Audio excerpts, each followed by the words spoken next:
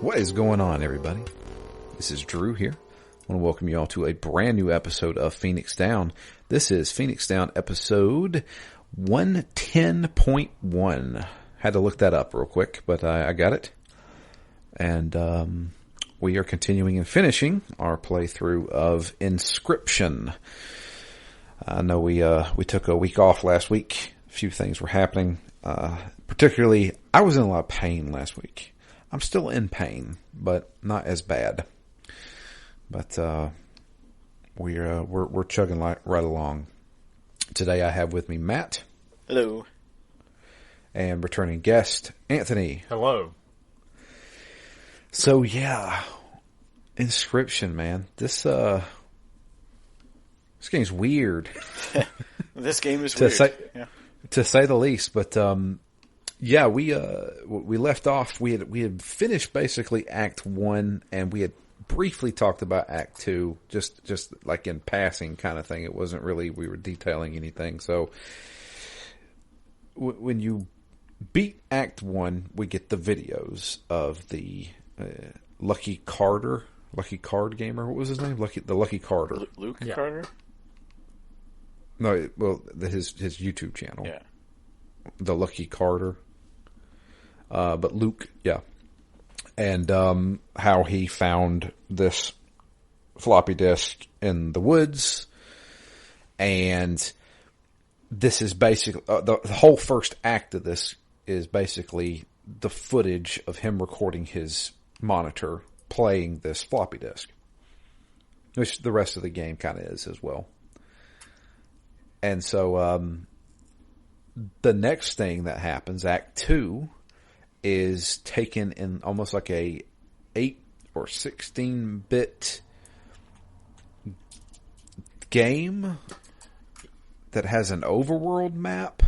Yeah, so this is supposed to be the actual game of Inscryption. Like, this was the game that they were building. Right. And what you played before was what transpired after, I suppose. Yeah. So what we're introduced to is that there were scribes. Basically people, these scribes were given the power to create this world that they live in. And they were kind of all powerful. There was scribes for 4 different styles. So you had like the scribe of nature, which was Leshy, the scribe of technology, which is PO3, the scribe of the dead, I guess, is that what they're considered? Yeah, the dead, whatever. Yeah, and what was that one's name? Grimora, and then the magical scribe. I don't know what you would consider the other one. I guess magic. Yeah, I guess that's the one thing I can. He's magic. Yeah, and his name was, I can't remember what his name was either. Wizard Man. Magnificus.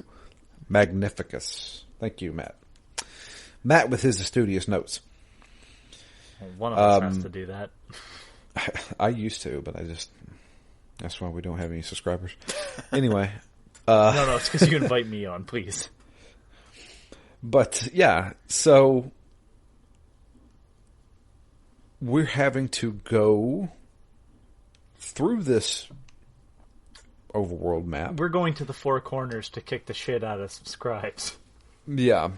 And you can take these on however you want. Well, you get to choose a deck to take them on however you want.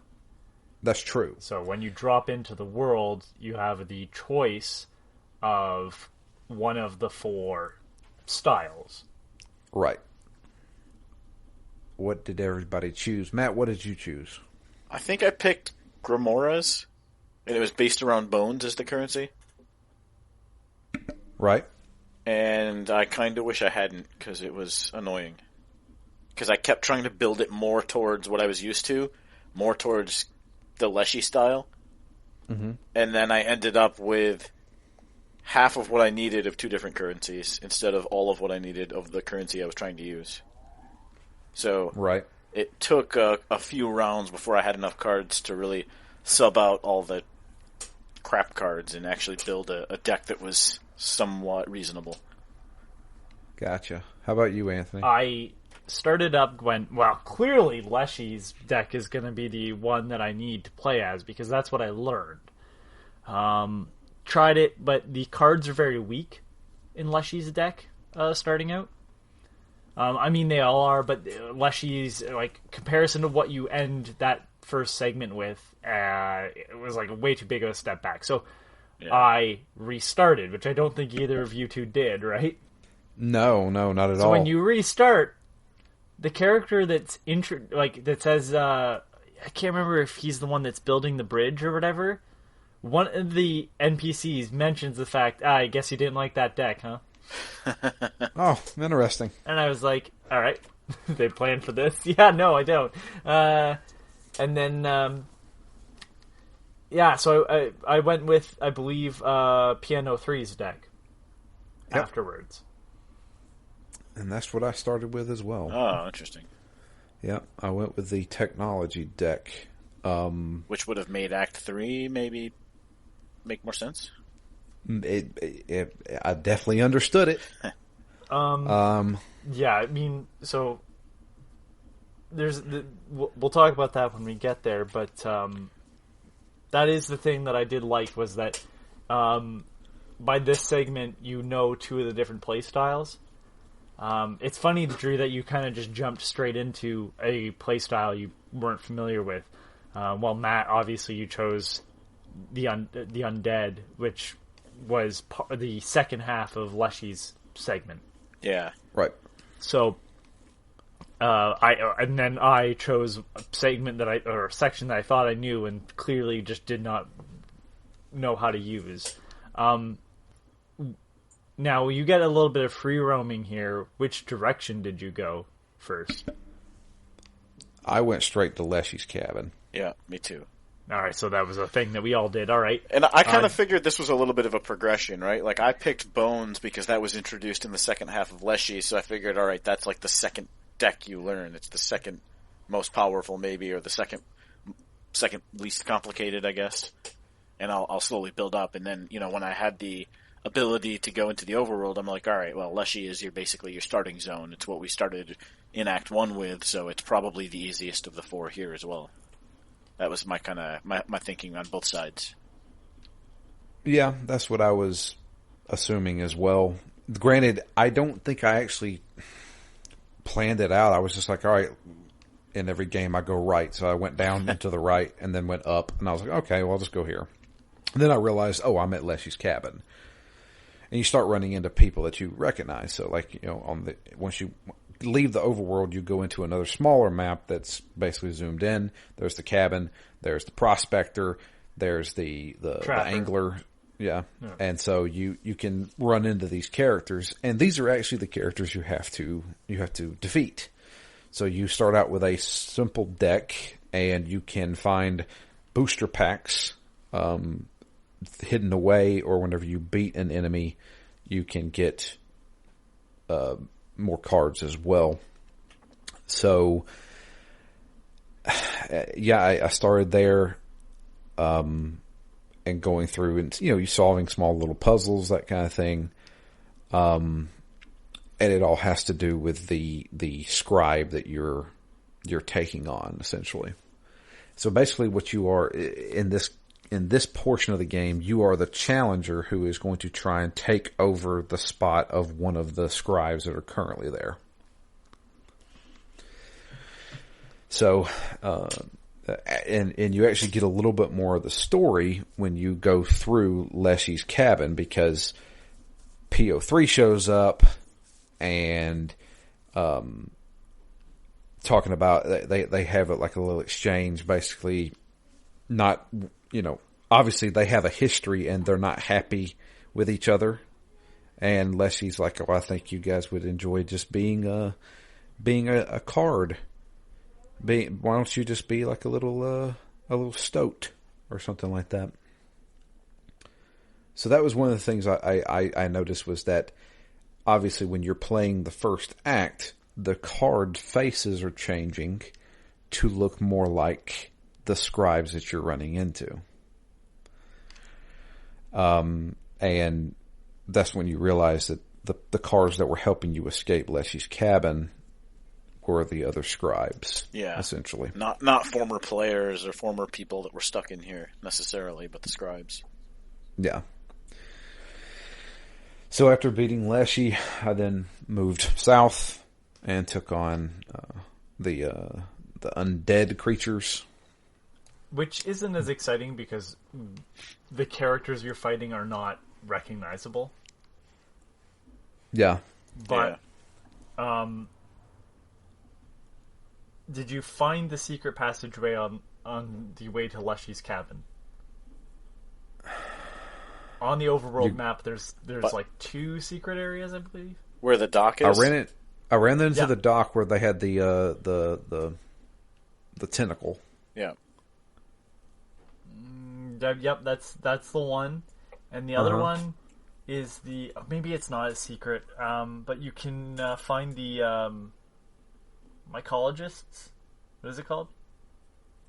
The splitter guys. Yeah, the Mushroom Brothers. Yeah.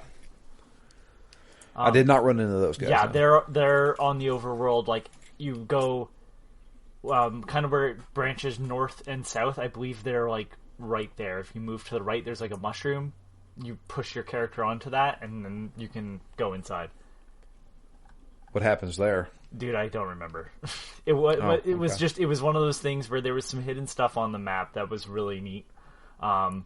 It's a very basic overworld. Like, there's one more secret, I think, in this, and then that's kind of it. Yeah, it kind of looks like it's set up to be a whole game, but the scope of it really isn't there. I mean, it's meant to represent a real game, but not actually be a whole game. I mean, this Act 2 was the shortest for me. I also think, Act 2 is the shortest, but I also think that, like, it's supposed to be an older DOS sort of game, right? Like, it would have been on a floppy disk. One single floppy disk. Kind of forgive some of it within the world building. Sure. Yeah. I don't think it was finished, right? I mean, we're going way ahead here, but I don't think they ever finished the game. I think you're correct. So we move over to I actually do PO3 last, so I did the Magician. I don't think you have a choice. Did the Magician. I'll go ahead and say it. I hate the Magician's deck. For the boss fight? Oh, I hate period. I hate that. I hate symbols? The symbols, yeah. The gems. You need to have a gem to power up the... Yeah. This is the hardest part to grasp in the game. And I didn't get it until way closer to the end. I mean, I got it. It was just annoying. Yeah. Because it was like... Go ahead, Matt. I was just going to say, on paper, I think it sounds cool. I mean, that's the closest thing I would say kind of plays out to like Magic, because you have to put down a useless card in order to bring out other cards. You know what I mean? I've never played Magic, so I'll take your word for that. Yeah, but in Magic, you put down a land card, which then supplies you with mana that you can then summon creatures. But the problem is that you have a place where you put your lands, and you have a place where you put your creatures. In this game, you have to put your gems, which is your land, where your creatures are supposed to go. And it's just kind of like, yeah. I just feel like it wasn't thought out. That happened to me a lot at basically in the whole second half of this game, and I couldn't tell if it felt like a design flaw, or if it was just that much more strategy needed in where you place things. And I'm like, all right, I have fewer options. Is that because I'm meant to be planning further in advance? Right? Like, you need to know kind of what the pattern is of how the enemies are coming at you to kind of know where you can place your useless characters, either as blockers or behind a tree or whatever you're going to do. If I'm correct, I can't recall. Do you have to summon them too? Like, you don't have to sacrifice anything, right, for them to come out? No. Yeah, but you require the gemstone necessary, which Right. That's your trade-off, right? Like, going to Leshy's deck again because it's the one that's the first off. Like, you need to have a squirrel, but say you don't really have any good cards worth playing in your hand. You need to draw the squirrel card. But that's your turn for a card that'll actually do you favors. Like, there was enough times in the first portion of the game where I was like drawing a squirrel card to just kind of hold off my death one more turn. Yeah. And that isn't the case with the wizard's desk. So you trade one bad scenario for another. And I think that was kind of a smart thing, that this wizard deck is very different. And that's the reason why I said, like, kind of last week, or 2 weeks ago, whatever, last episode, was that I was kind of surprised you went with PO3's deck, because in that particular scenario, it's somewhat of similar, but then there's cards that you need to have the power beacons for, and they don't do anything without that. And so you start getting to this more complex system, but, like, the systems combine fairly well, like, as we'll see in the later half of this game. I thought it was kind of ingenious that, like, there's 4 different sort of distinct play styles, and that you can kind of fuse them together to have, like, a half and half deck, rather than, like, elements, which kind of, like, never really affect one another. It's just like, now I can do fire and water damage or whatever, right? Like, this is like, no, these two have to work together in a specific way, otherwise you'll just have a deck full of shit cards. That's exactly how Magic works. Okay. So, with Magic the Gathering, you have 5 different colors, and those colors represent certain types of... Now, you may have a all-black deck that has abilities like a white deck, but a black deck focuses more on life steal, right? Yeah. And then a white deck focuses more on healing. So you can steal life, and if you combine that with white cards, you can also gain life. So it's almost like a infinite life kind of thing. Yeah, okay. Yeah, if that was the way you wanted to theme it, yeah. Yeah, you can build them to work together in different ways. Yeah, there's tons of synergies with Magic. That, like this Act 2 allowed me to kind of experiment how I would with Magic cards. Yep. Because you could take the best of both worlds and combine them together. I'm assuming you ran into Slime Boy. Yes. Yeah. You run into Slime Boy Again. in the tower, yeah. We see how he became slime. Yeah. Magnificus turned him into slime and is always in pain as part of a test. He's one of the apprentices. There's also another apprentice who is in complete and total darkness. Well, it's not even just darkness; it's everything. It's sensory deprivation. I like which we'll run into a little bit later. I like the tower climb because of the tone of everything. Because, like, the worst segment in this entire section is the undead area. That's the most boring to me. It really was. Because, like, they're just a bunch of dead things. Like, it's not... those characters lacked character, I guess is the way I can say. Like, the Wizard Tower had character. You knew the characters from Leshy's segment, and then Piano 3's, like, factory. All the robots that you talk to kind of don't want to be there. Yeah. So, yeah, and... there were gimmicks to each of the bosses. I can't remember them at this point. I thought Piano 3's, I think, was the easiest. Is that the one with the camera? Where it would, like, take a picture of the board layout and then you could reset back later. to it? That's later, yeah. Yeah. I think they're pretty... Oh, is it PNO3 or is it PO3? I think it's PO3 because PNO3. The problem is Project Number 3 is what I'm thinking of when I say PNO3. Mm-hmm. Which is the Capcom game for GameCube. Right, I remember that. Yeah, I believe it's PO3. PO3's boss fight gimmick was all the cards were on a conveyor belt. Oh, yeah. And they eventually turned into his cards if you let them keep going. Yes, and so I would play shit that I knew was going to be bad on his side in a moment, and then just bash his teeth in. That's right. I remember that now. Yeah, they all had gimmicks. This segment is very basic, though. Like, all the battles that you play are pretty straightforward. Yeah. And if you lose, you don't have to start over in some sense. You can just hit continue. Yeah, God bless you. They literally go, you lost. And they're like, oh, you want to battle again? Okay.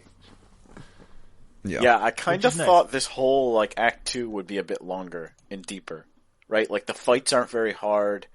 You don't really, like, build up. Like, when you start Act 1, you start with such a bad deck. And, you know, by the end of it, you have this amazing deck. Here, I mean, that still happens. But I kind of thought there would be, like, either more bosses or more difficult bosses or something that caused you... Like, I never actually had to think about my deck. I subbed in better cards when I got them, and I kept going. It never once got hard. I don't know. This is the segment where they start kind of... This is almost we have to have this segment in here to make the third portion of this game be worthwhile. And I think it's better than dumping, like, a video on us and saying, this is the lore. Yeah. Right? Like, oh, no, you are playing an old PC game. Like, this is a thing, this is what it would look like if there wasn't something weird going on. Right. Yeah, it just felt a little strange having built so many different, like, sets of mechanics to then barely use most of them. I understand. To me, it was like an interest. Like, are we referring to, like, from the first segment, like, losing some of the mechanics from, like, Section 1, Blushy's Cabin to now? Or are we talking from the mid-section where it's all 2D to the final segment? Well, I would say first to second, but then even just the multiple decks, right? The multiple different deck types and mana types, if you will. Well, I think some of that does come back into the final segment. Yeah. And I think it's more of just to really, again, build a lore out. Because, like, yeah, most of the cards you can skip over if you don't pick that as your original deck. Yeah. Right? So, you know, do you need squirrels? By that point, probably not. To me, this game was, and I gave it a 10 because it was like, I thought everything was perfect here. That doesn't mean that we couldn't see an expansion upon it. Or you know, seeing these effects be brought out more, but like, I felt like it was a smart narrative decision to have this sort of constant sort of change. Yeah. So you agreed. weren't being able to use the same mechanics, but also that it made sense within the story of what is happening. So I'm not upset about mechanics disappearing, especially when one of them is the wizard deck, which is my least favorite. It's like, I don't know, there was just I understand because, like, I think I said last episode, but I used to play Yu-Gi-Oh! That game is unplayable now if you don't sort of work from the beginning to now mentally, like, because it's such a different game. So if you've missed the last 10 years of it and you try to jump back in, it's a totally different game. Like, the meta narrative is so different because, like, there's so much feature creep. So, I don't know, it kind of made sense that the card game would slowly change throughout the game as it introduced new cards to me. And it didn't stop doing that at any point. doesn't mean that I wouldn't want to see some of them expanded out. Yeah, I'd love to see a multiplayer mode figured out for this, because I would love to play against someone. But again, it didn't shock me that things changed, and I wasn't like so attached to any one playing style that by the end of Section 2 that I was like, oh, I don't get to play with those cards anymore.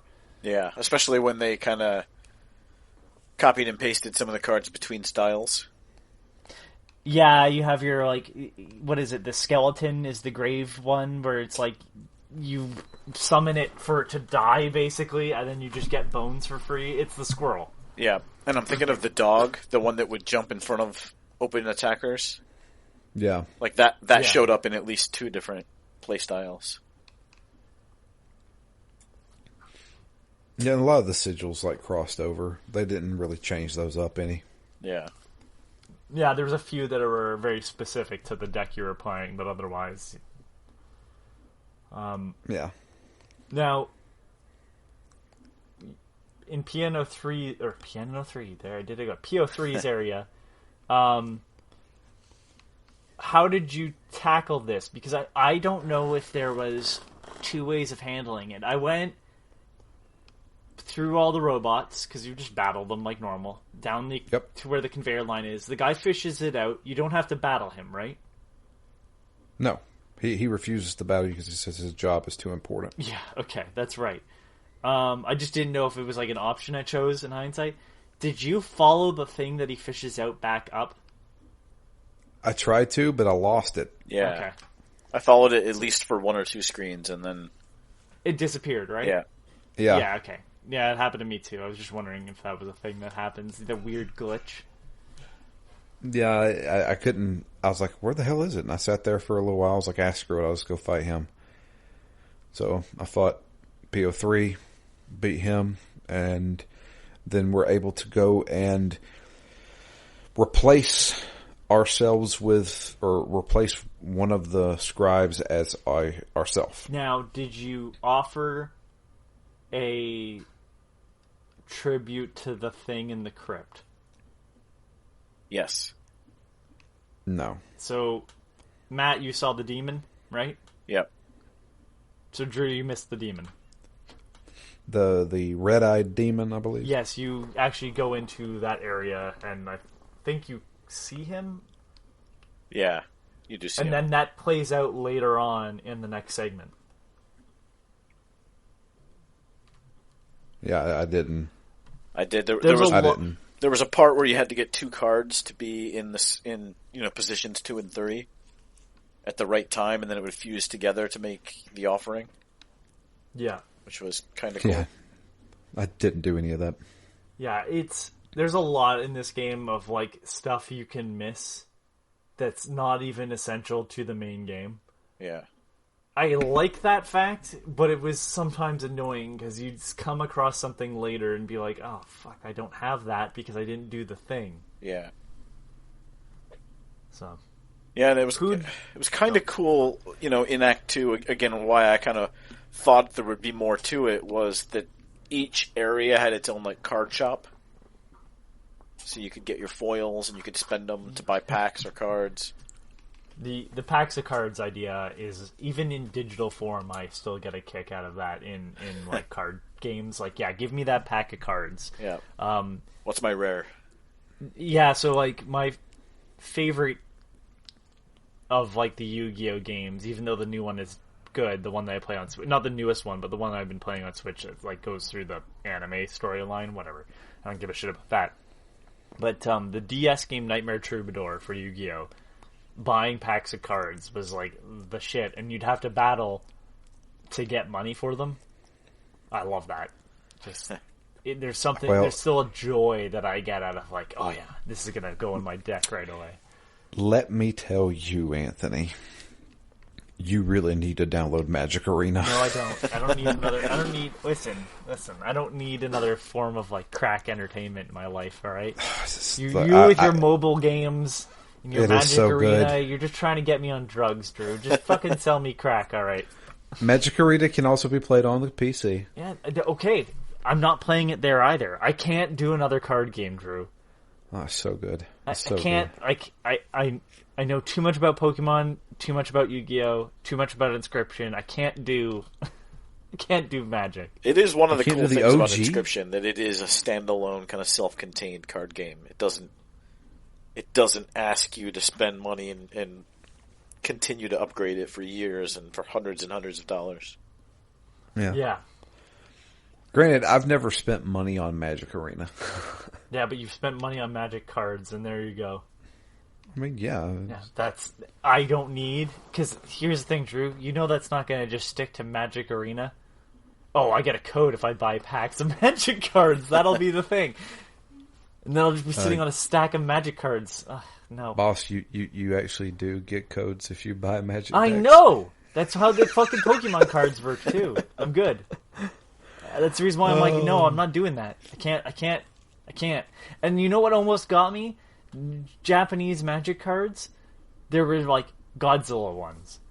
Yeah. They look nice. Man. They look nice. They were awesome. I saw saw a couple in person, and I was like, "Yep, gonna fight this off." Oh, there was some really good looking ones. Matt and I were talking about it, and what was the about two expansions ago, Matt? The one I got into with the School of Magic. Yeah, Strixhaven.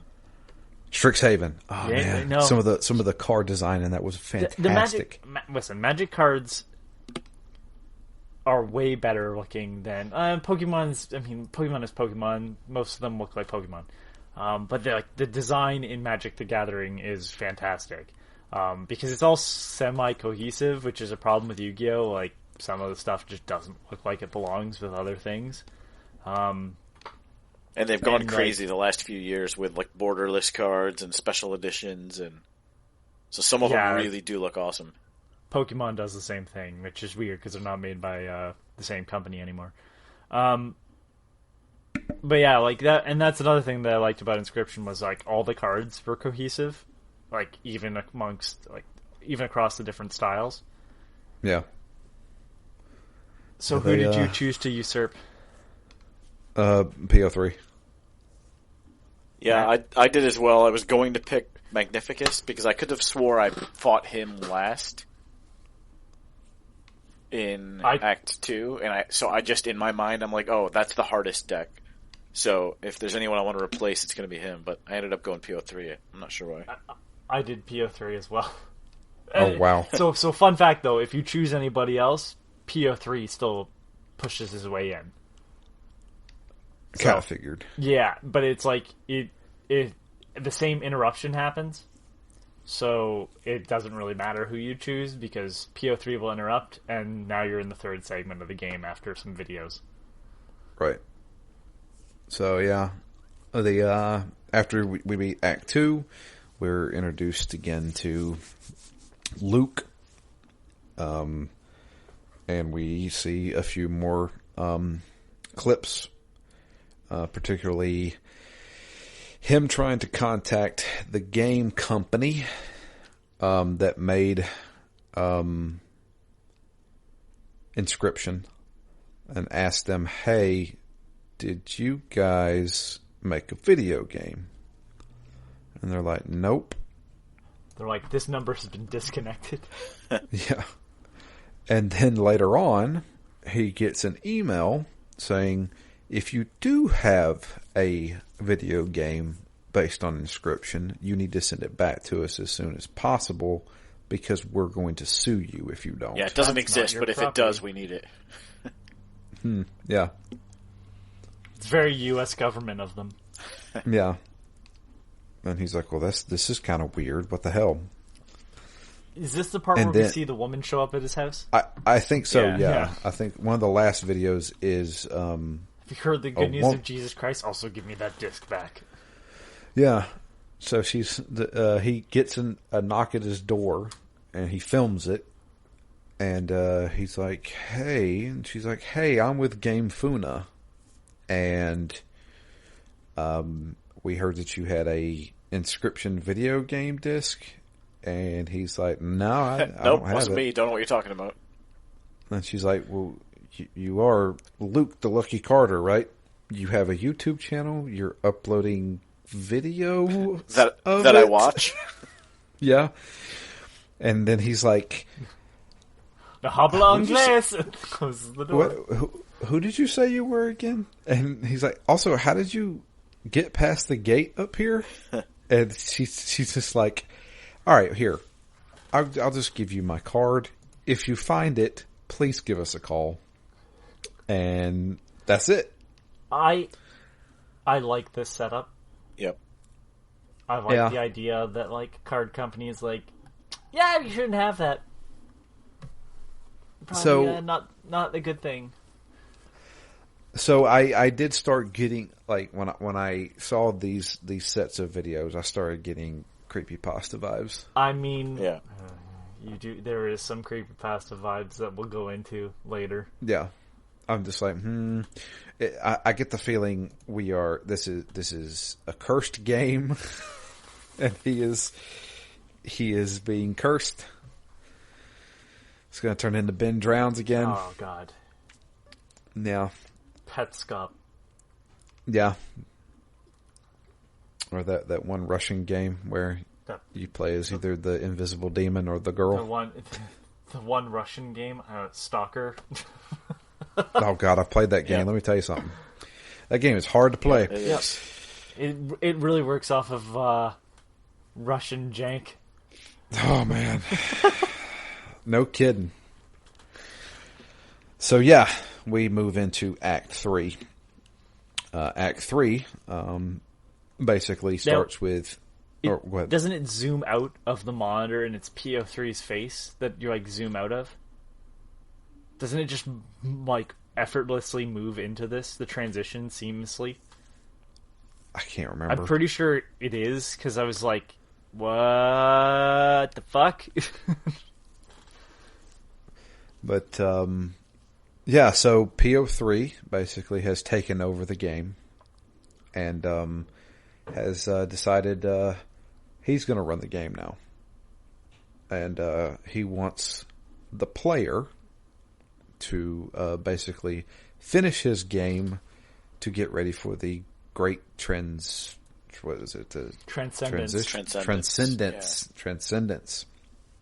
So we are back in a pseudo Leshy's cabin. I mean, it's a locked room. Essentially, yeah. And you're sitting at a table. It's also kind of built a little bit like his little factory that he had in his Yes. 2D section. So you're in like a dark factory looking area. Looking at a hologram board, which Yeah. that's where I was like, okay, that's cool. And everything changes to match the theme. Yeah. Like, it's no longer teeth being dropped. It is nuts. Like, machinery nuts to, like... I'm like, that is ingenious. Yep.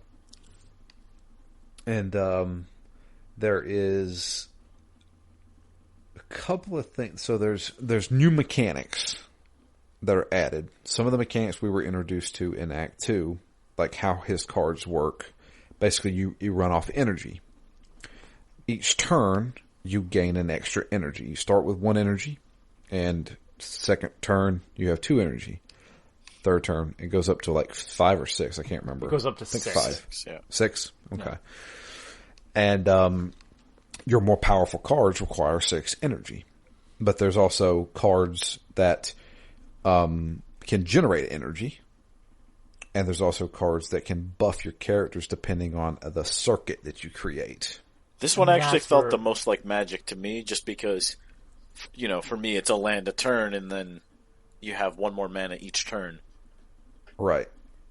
The circuits is where I started to, like, have my brain fry originally. It was like, no. Yeah. Yeah. And that was the epitome of me being like, I can't tell if this is a strategy I should be using to get the best outcome, or if it's just too complicated and it's going to ruin my ability to get anything of value onto the board. My goal when it came to circuits was, I'm not worried about my circuits, I'm worried about his circuits. Disrupting theirs, yeah. Disrupting his more than buffing mine. Yeah. There's also another mechanic that's added at the very beginning of this part. You have a hammer that you can use. The hammer allows you to just destroy a card on your board. So if you need to make room for a character, use the hammer, and you can use it as many times as you want. And I used it a lot. Oh, I did not. I used it once. Yeah. Oh, I used it a lot. I used it a handful of times, but like no more than 5. But yeah, we're now walking around a holographic board, much like in Leshy's area. The difference is that it is the world map of Act 2, but in holographic form, on top of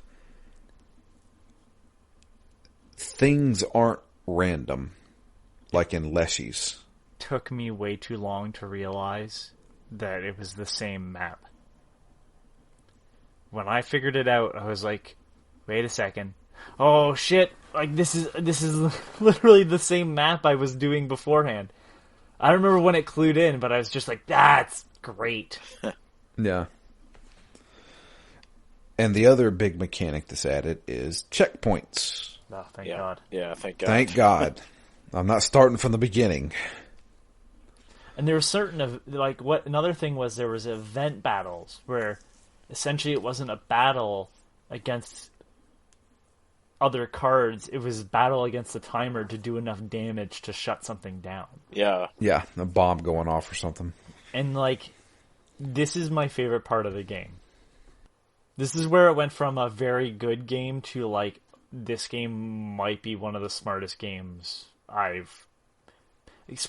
terms of gameplay I've ever played. Because this is where they took everything that you've learned so far and just throw you into the fire. Because like there is some very difficult battles in this section. That definitely is. So I never had a problem with any boss in this game, with the exception of one. But the fights leading to the next checkpoint are difficult. kicked my ass more than any boss did. Yeah. Mm-hmm. So the first boss is basically going to Leshy's cabin again to take on the photographer. The photographer's little shtick is in between rounds, he will take a picture of the board.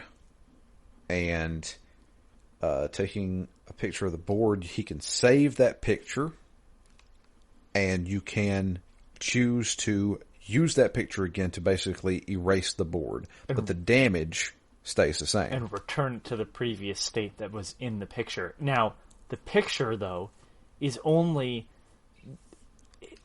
the photographer's front line and your line of cards. His line, the back line of cards that he has, is not in the picture. So those stay the same.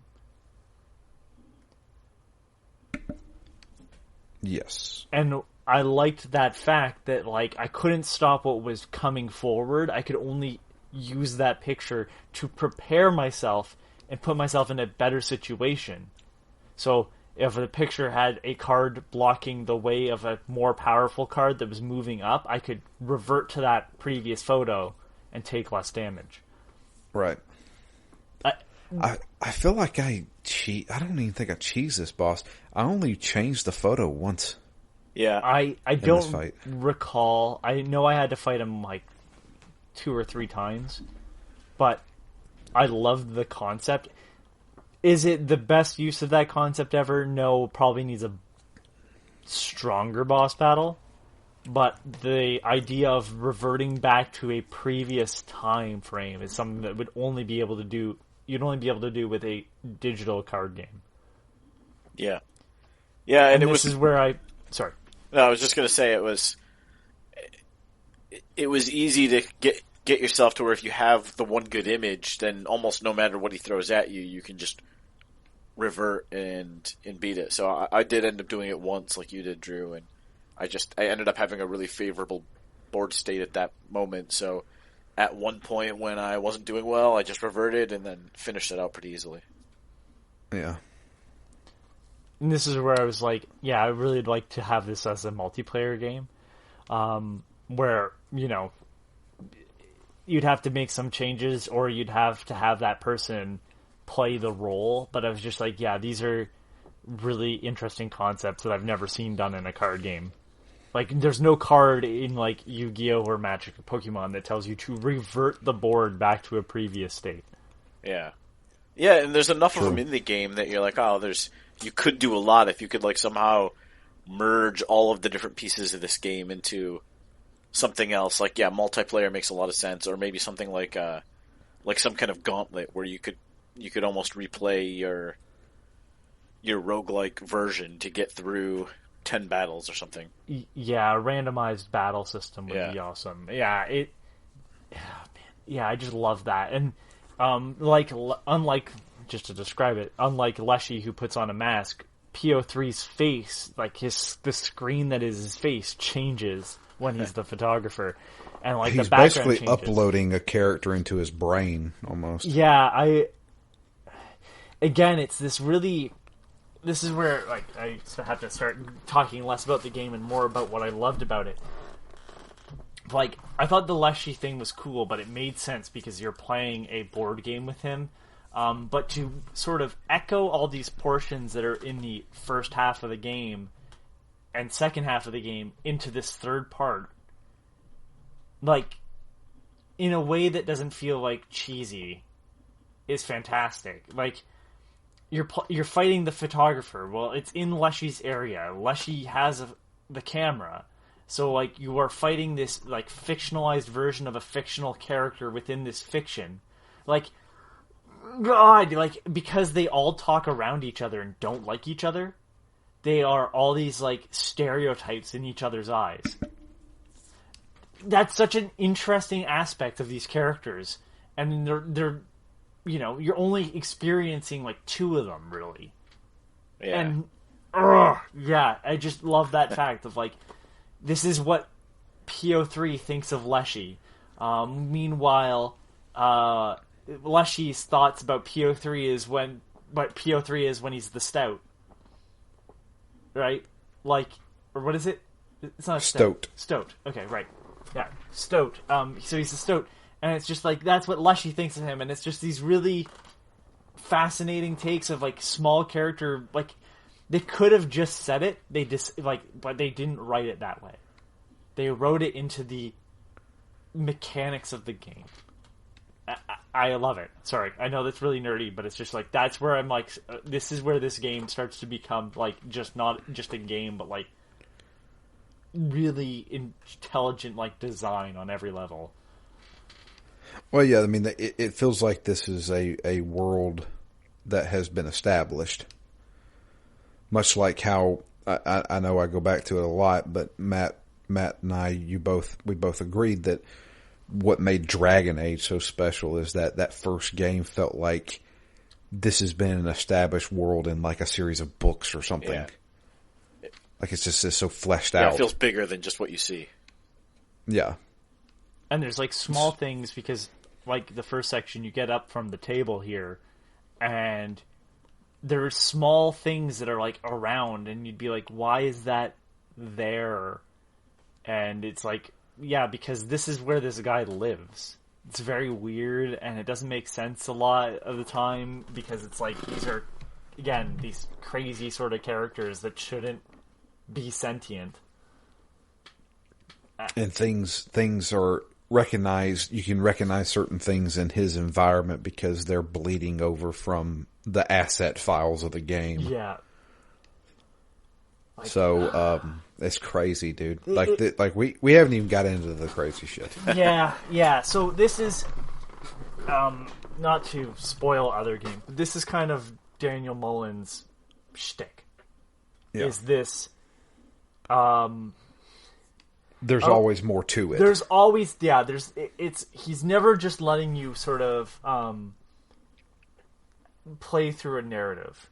Yeah. He's using the medium of video games as a very important part of the narrative. Now, I'm not going to tell you that these are the best narratives on the face of the planet, or even in the best in video games. They aren't.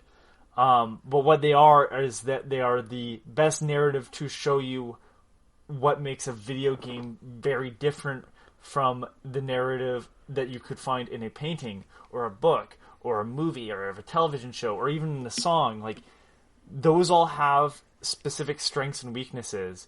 And Daniel Mullins, and I don't know if there's more people actually involved, but as a lead designer and the studio he runs, he understands that probably the best out of anybody. Right. You know, Toby Fox gets a lot of credit for what he did, and it's definitely worthwhile to point that out.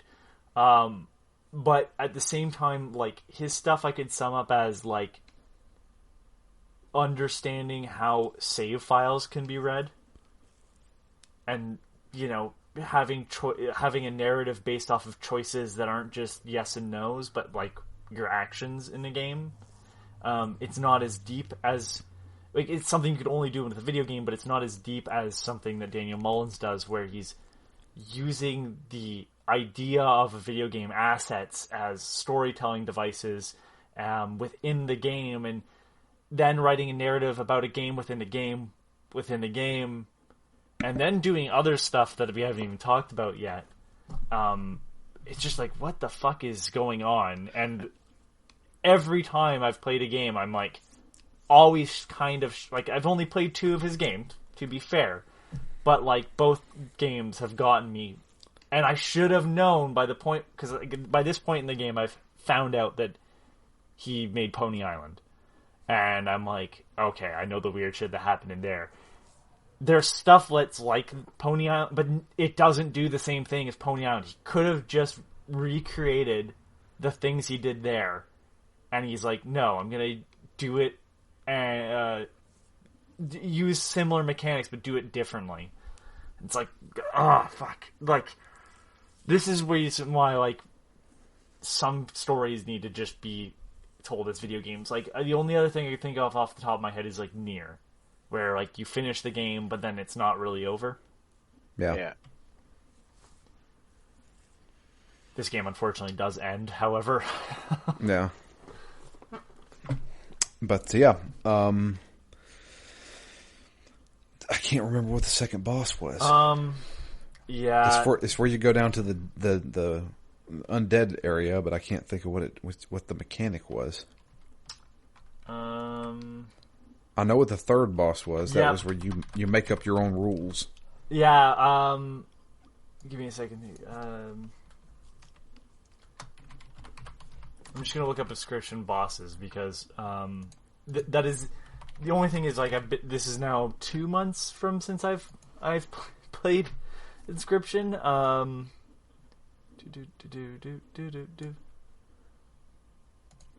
Oh, god damn it.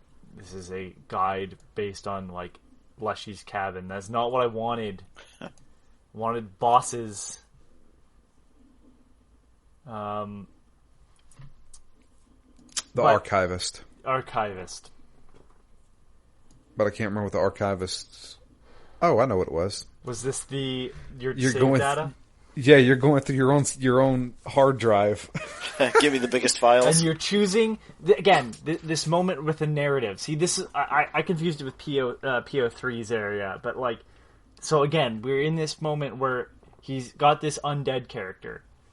What do they deal with? The destruction of things. So pick a file on your computer, and if you lose, it's deleted.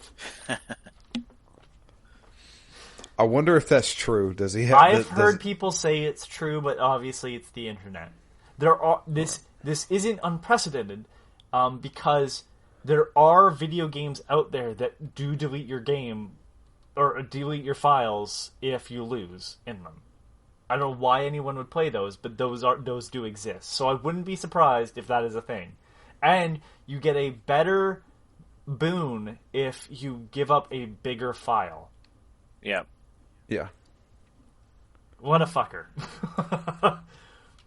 You can actually win the game without even doing damage.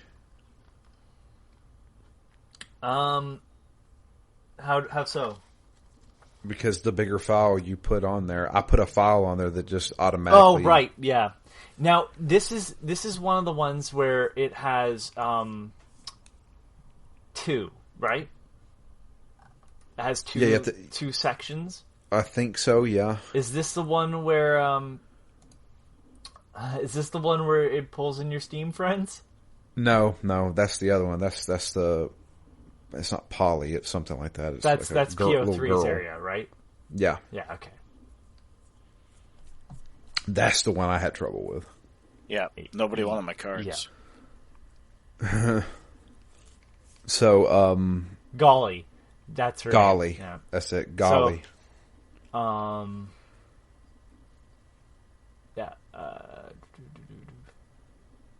Yeah, so then we go to the wizard's area. Yeah, I can't remember what that boss's name was. Unfinished boss? The unfinished boss, yeah. The unfinished boss? Yeah. So, this was my favorite boss battle. Because it's just not finished? Because I broke it multiple times. Because it just had to keep being like, no, you're not allowed to use that rule. It would be like, okay, no, and then it would scribble that out and be like, you need to make another rule.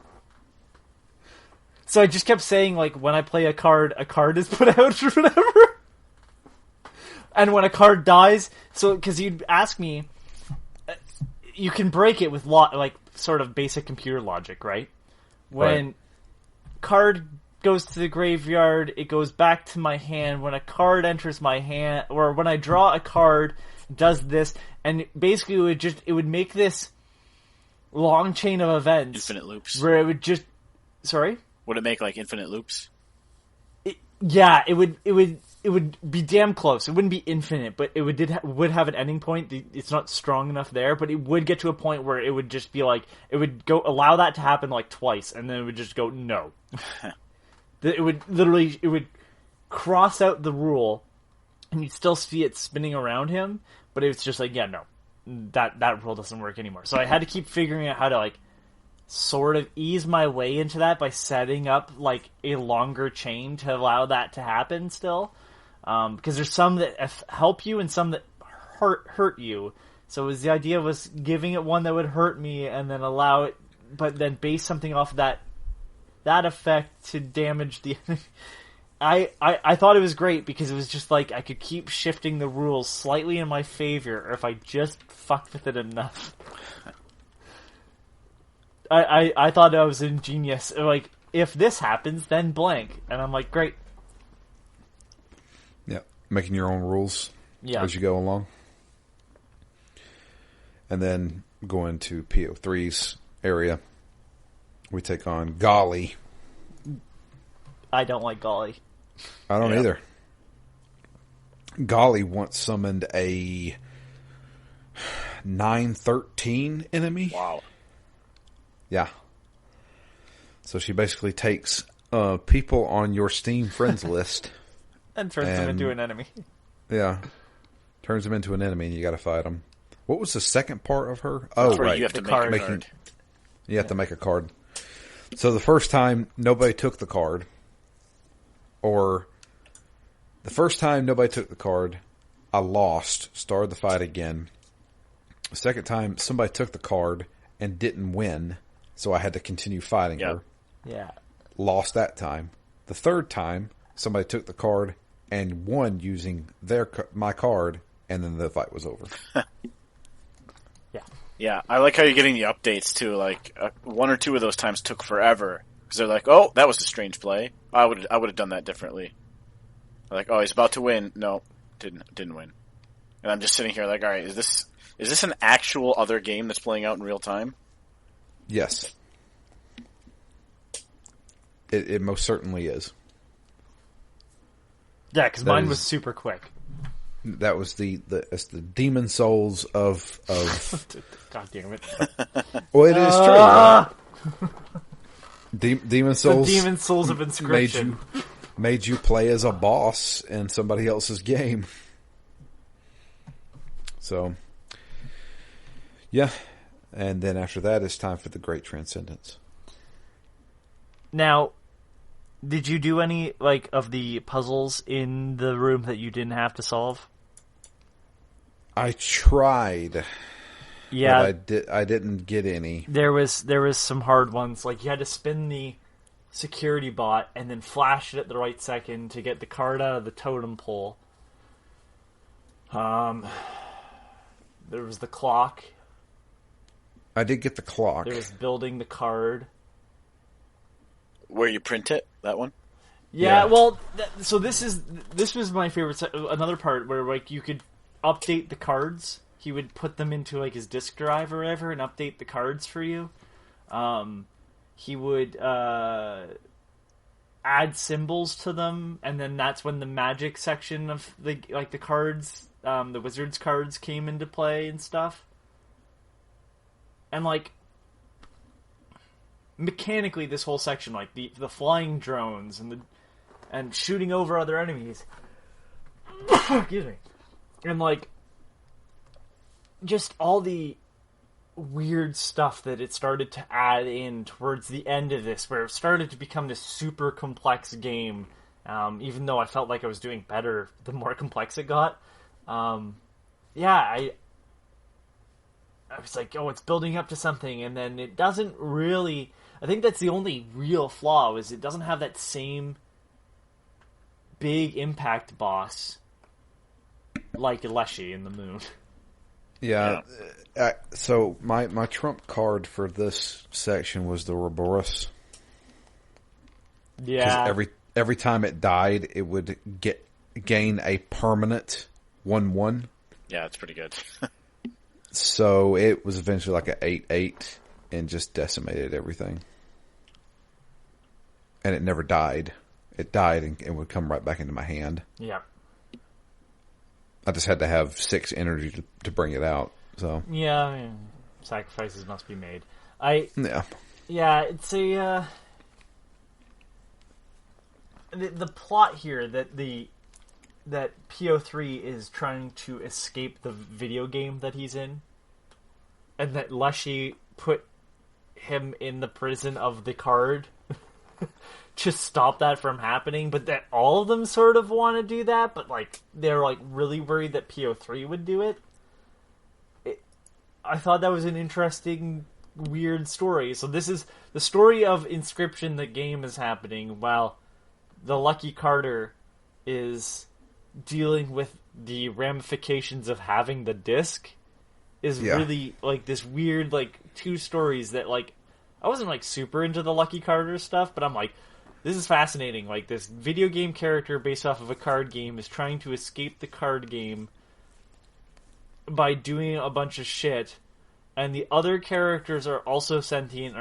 We're trying to kind of stop him, but I inadvertently let him back out, which returned the game to the previous state to allow him to take control, and now he's escaping.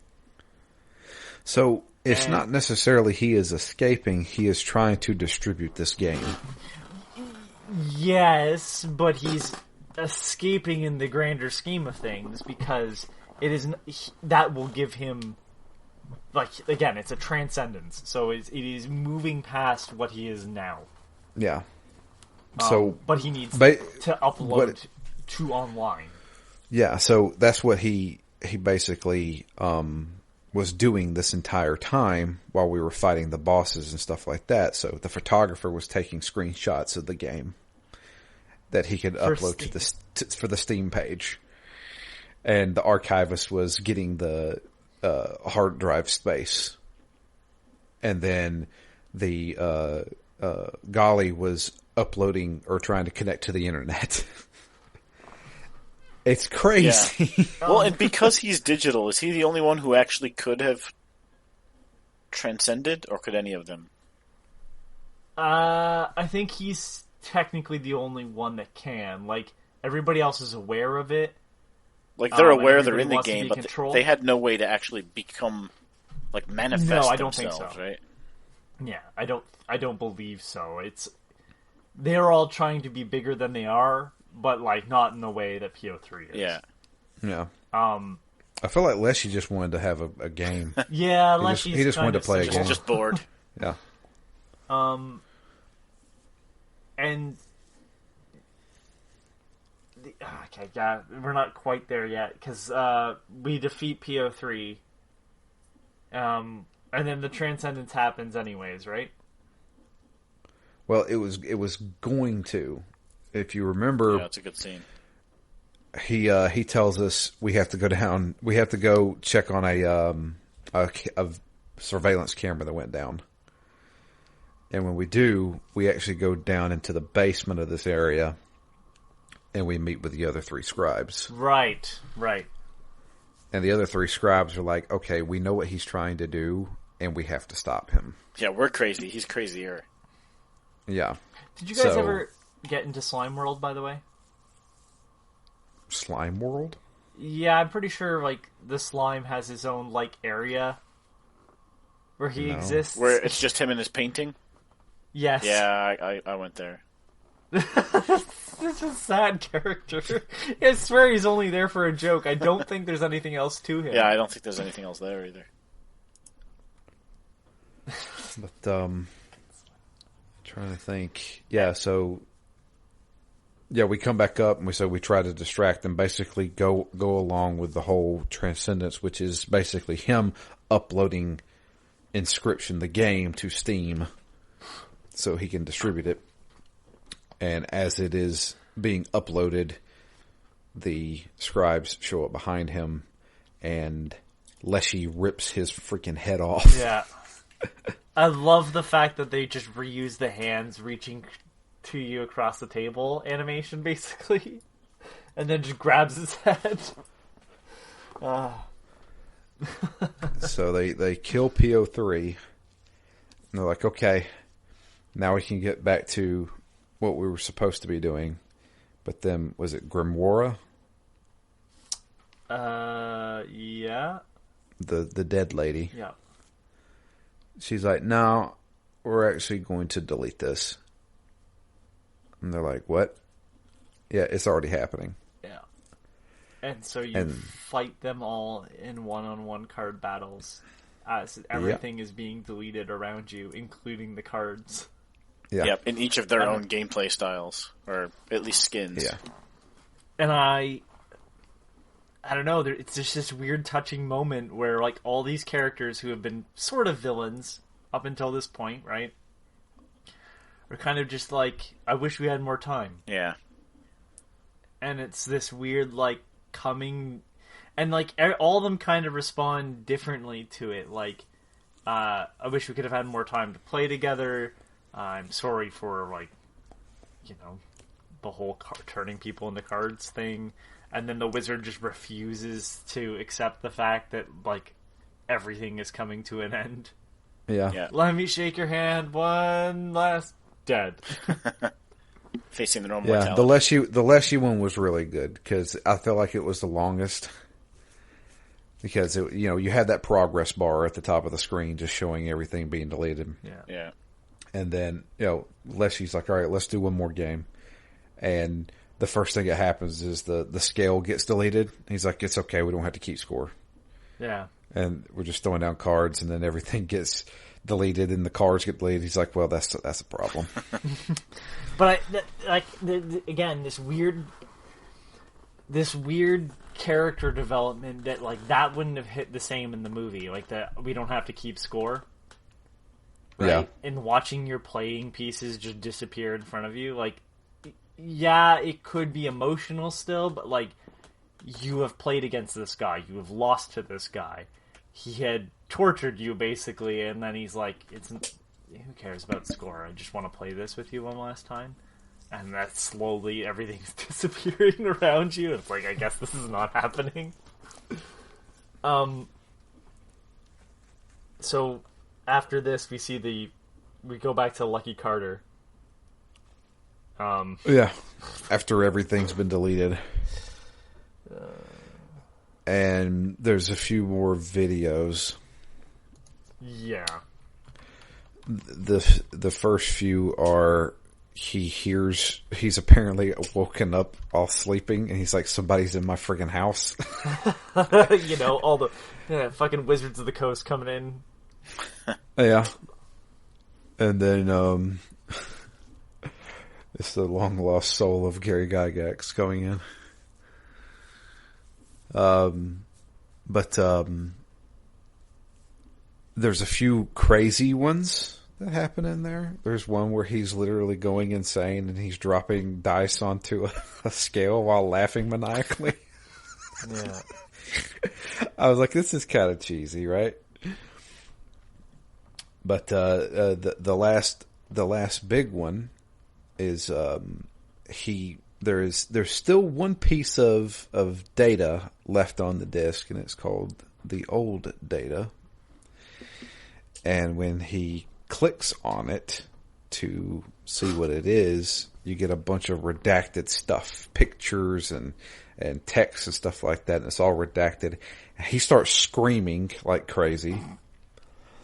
And then we see him with the disc on his desk, and he's hitting it with a hammer while screaming. I can't tell if these were supposed to be more serious or not. I think they were supposed to be. They're kind of stupid for me. They were kind of. I was like, this is kind of. This is definitely. It feels like a creepypasta. YouTuber. Yeah, he's screaming. He's just not saying racial slurs enough. That's true. But the last scene we get is another piece of footage where he's filming. Somebody's knocking at the door. He's like, "Are you serious? It's this woman again." And when he opens the door, she has a gun with a silencer and shoots him in the head. He falls over. The camera falls onto the ground, and you see just pools of blood filling up the floor. And she walks into the house and then walks out. Yeah, rummages around for a while and then leaves. Yeah, and then leaves, and that's the end of the game. Yeah, so there is more to it, though. Oh, I know, Okay. know, and we can talk about it. I tell you what, why don't you handle the ARG stuff, because I know about it, but I don't know the full details. So crazy people with too much time and clearly don't have to review video games decide to work on the ARG portion of that, and there is portions hidden everywhere. And like you get into like what they started finding stuff out like that Casey had gotten possession of the Karnoffel Code. The Karnoffel Code has something to do with Hitler. Yes, that Hitler. And Soviets and Cold War, and that Adolf Hitler's corpse is the Soviets have it, and blah blah blah blah. That stuff is all fine and dandy. That is not where I find interest. The interesting part, because that to me is like, and this is for a game that most people didn't care enough about, so the second game was very different. But the first Watch Dogs game, it keeps talking about Bellwether. Bellwether? Yes, I believe it's Bellwether. It's a string of numbers. And they are brought up a ton, and the payoff was absolutely nothing. So all this stuff is not interesting to me. What is interesting, however, is through this there's a YouTube video. And the YouTube video shows the Lucky Carter's computer turning back on, and the game of Inscryption being uploaded to the internet. And then PO3's face, that's actually the stout face, in ASCII code, winking at the camera. And that's it. The transcendence went through. You have played Inscryption. You are part of it.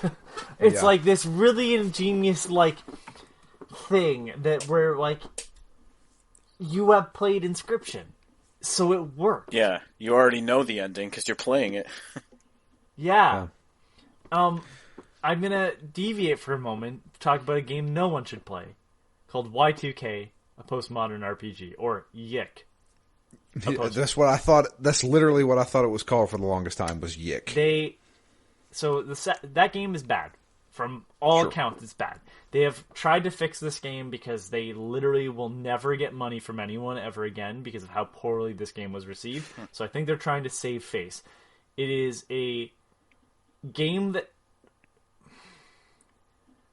look, there's like 2-hour long video of like a breakdown of why Yik, which they understood it looked like that, but you got to understand, like, if you put in Y and a 2 as in like the number 2K, like, you're never being found on Google. Yik, Y2 in the Roman numerals K stands out. They can make jokes about it. Had the game been good, the jokes would have been tongue-in-cheek, but the game was not. And it's partially because they were very bitter about how the world reacted to their last game, as well as the death of, because it's two brothers, the death of their mother while they worked on it. They changed the story. It's very sad. It's a very sad story that it became a bitter game. And they've been, I think, trying to reverse their wrongs since. But, and this is a spoiler for Y2K, so if you really want to play that game, I guess cut out now. But I don't suggest it. Just watch videos on it. The original ending of Y2K is about all these characters, and like it starts getting into like you play as an Alex, and he meets other versions of Alexes from all these other like dimensions or alternate realities where all those Alexes failed because Alex, the character that you play as, always brings down the world. Right? Like, he's the destruction, he's the cause of the end of everything. And the Alex you're playing as decides, I'm going to do something that none of the other ones have done. I'm going to ask for help. And that's when the video game turns to you and asks you, the other Alex, for help. It pulls you in as a character into the video game narrative. For better or for worse. It was something that was tried. The audience participation was mandatory, but they do it. And Inscryption does the same thing. And it's like, it is something that I have to commend, even if you fail horribly at it. Inscryption, like, the fact that it's an afterthought, like, oh no, you've been playing Inscryption, so clearly it went through. That's an ingenious narrative. So, here's this really good card game with a bunch of, like, extra stuff on top of it, like this, cabin you get to explore. It ends, I go, oh, this is a good game. Oh, wait, it's asking me to play a new game. I start it up. I don't know anything about it.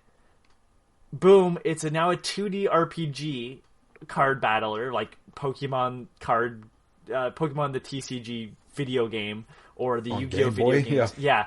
So I'm walking around like it's an RPG, collecting cards to build a better deck. That ends. I've just got a bunch of lore. These characters now make sense to me. The characters that I previously met in the first segment as trading cards that could talk now have some plot to them.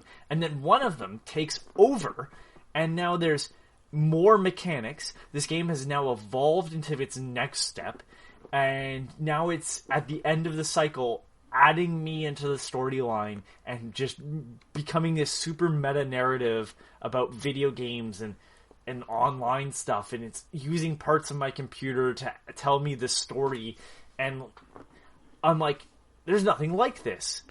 So not only is it a very good game, because let's break away all the extra stuff right now, it's a very good card game. It's fucking bizarre. And it's not like a bad narrative that's trying things. No, it's a pretty interesting narrative with these kind of fascinating characters. And yeah, like, I could not give it less than a 10. But how do I, as a reviewer, tell you to go and play Inscryption outside of it's a card game, there's more to it than I can say because otherwise I spoil all of it. That's true. It was this, I don't know, man, like, how could I not say it was my favorite game of last year when, like, it kind of just blew me away with the stuff it was doing. Again, knowing at some point what this guy has done in the past. Pony Island did some weird shit. Some shit that I still kind of laugh about. I'm like, that was pretty good. And then this game was like, yeah, but what if we used that more in a narrative sense, too? And, like, it doesn't even repeat the same trick. It just uses the same tools. It's like, fuck. So I have to bring it up because I know you want to gloss over it because you don't like ARGs, but I have to at least bring this up because Jay sent me a video, okay, detailing the ARG. Now the ARG was kind of like a timed participation thing because there were parts of the game of the ARG where he actually sent physical discs to people. Oh, okay. So I can't even begin to describe where to start, but it had to do with altering save files. Is this how it was discovered? Because what I don't understand, what I got from the internet was what you described, where you get more of the background of things. You understand the Kernofel code and Hitler. I got that from the internet, but what I never got, I guess I just didn't dive deep enough, was how did people actually initiate into the ARG? I mean, I know at some points in the videos there were some codes. Yeah. So I'm going to send you I'll send you and Anthony the link to the video that runs down the entire ARG. It's literally 40 minutes long. Okay, then. It details everything, how they crack the codes, everything like that. Yeah, not just the outputs. Some of it, dude, the planning it took to make this happen. Oh yeah, when I kind of gloss over ARGs, I'm not glossing over because I actually don't know the physical process of this one, and I'm not shitting on that part of it. I understand the interest, and at least there is a payoff. If you like, that's Inscryption, the problem. That's the problem that I have and you have with ARGs is usually they just pay off with shit. So to describe because you know what, I realize we just keep saying ARGs. Some people may not know. The whole 4 listeners probably do, but just in case one of them doesn't, ARGs. Sometimes they say alternate reality games. Some people say augmented reality games. It's whatever. Essentially, they are games within games. Something that you play in the real world that is based off of a video game. Obviously, Matt, you talked about standing outside of a payphone for I Love Bees or We Love Bees or whatever for Halo 2, Yep. Right? Yep. My one and only experience so far. There was a big one for Binding of Isaac not too long ago. It was like the last... This was before, I believe, the new pixelated one came out. I believe this was for the original Flash-based one. And it was an additional character... And they started doing an ARG for it, and the people had to go to physical locations to dig up certain things, send what they found, a picture of it, to the guy who runs Ed McMullen, the creator of Isaac. They had to send pictures of that to him. And prove that they had it, and there's this big long process of finding these clues, finding the clues, then deciphering the clues, going to the place, being able to dig it up. So that means that someone had to go there, dig it, put it in somewhere where somebody wasn't just going to accidentally unbury it. And then once all the clues were in place, because I think they had a problem where a previous character had leaked in an update, somebody had dug through the files and found the new character. The idea was that they were going to make people solve this. Once they solved it, that's when they put the patch live to add the new character. That way no one could see that the new character existed until the ARG was solved. This shit's fucking crazy. There is a video about the worst video game ever. I wouldn't call it a video game, but it's by Ashens, who's the brown couch guy who used to do all the Pop Station reviews that are the bad LCD games. He was talking at a university about a game called Hair Razor, Hare Razor. Fascinating ARG. It takes place around it starts with a book, a picture book, and a gold necklace. And the video game ended up being a spawn off of that for somebody to make a quick buck off of finding the necklace. And the whole process of somebody literally stumbling upon the necklace because of how weird this proto ARG was. They're super fascinating, but it takes a real type of crazy to A, make it, and B, to solve it. Yeah, I've always wanted to do some of the more self-contained ones where it's, you know, like a game in a box where you get newspapers and, you know, it's like hunting a killer and... That's I'd argue that's just a game at that point. Like, an ARG... Yeah, but it's like a hybrid of board game real life, because, like, they'll leave you phone calls and you go to websites, fake websites, so it's this kind of like hybrid game. It leaves out the video game part of it, but it's still kind of hybrid board game real life.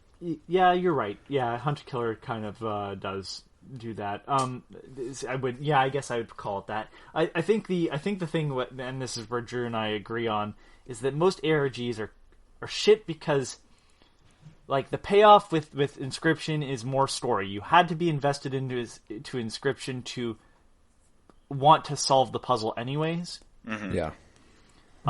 There's actually a big one for Frog Fractions too. Also, that's a whole saga. But it's like the payoff has to be worthwhile. Like, Matt, you were standing at a payphone because of because the Isle of Bees thing, but you knew that had to do with Halo 2. No, not at the time. So at the time, really? Yeah, at the time, like, and that's why that's the reason I think I'll probably never experience one the same way, because I didn't know what was happening.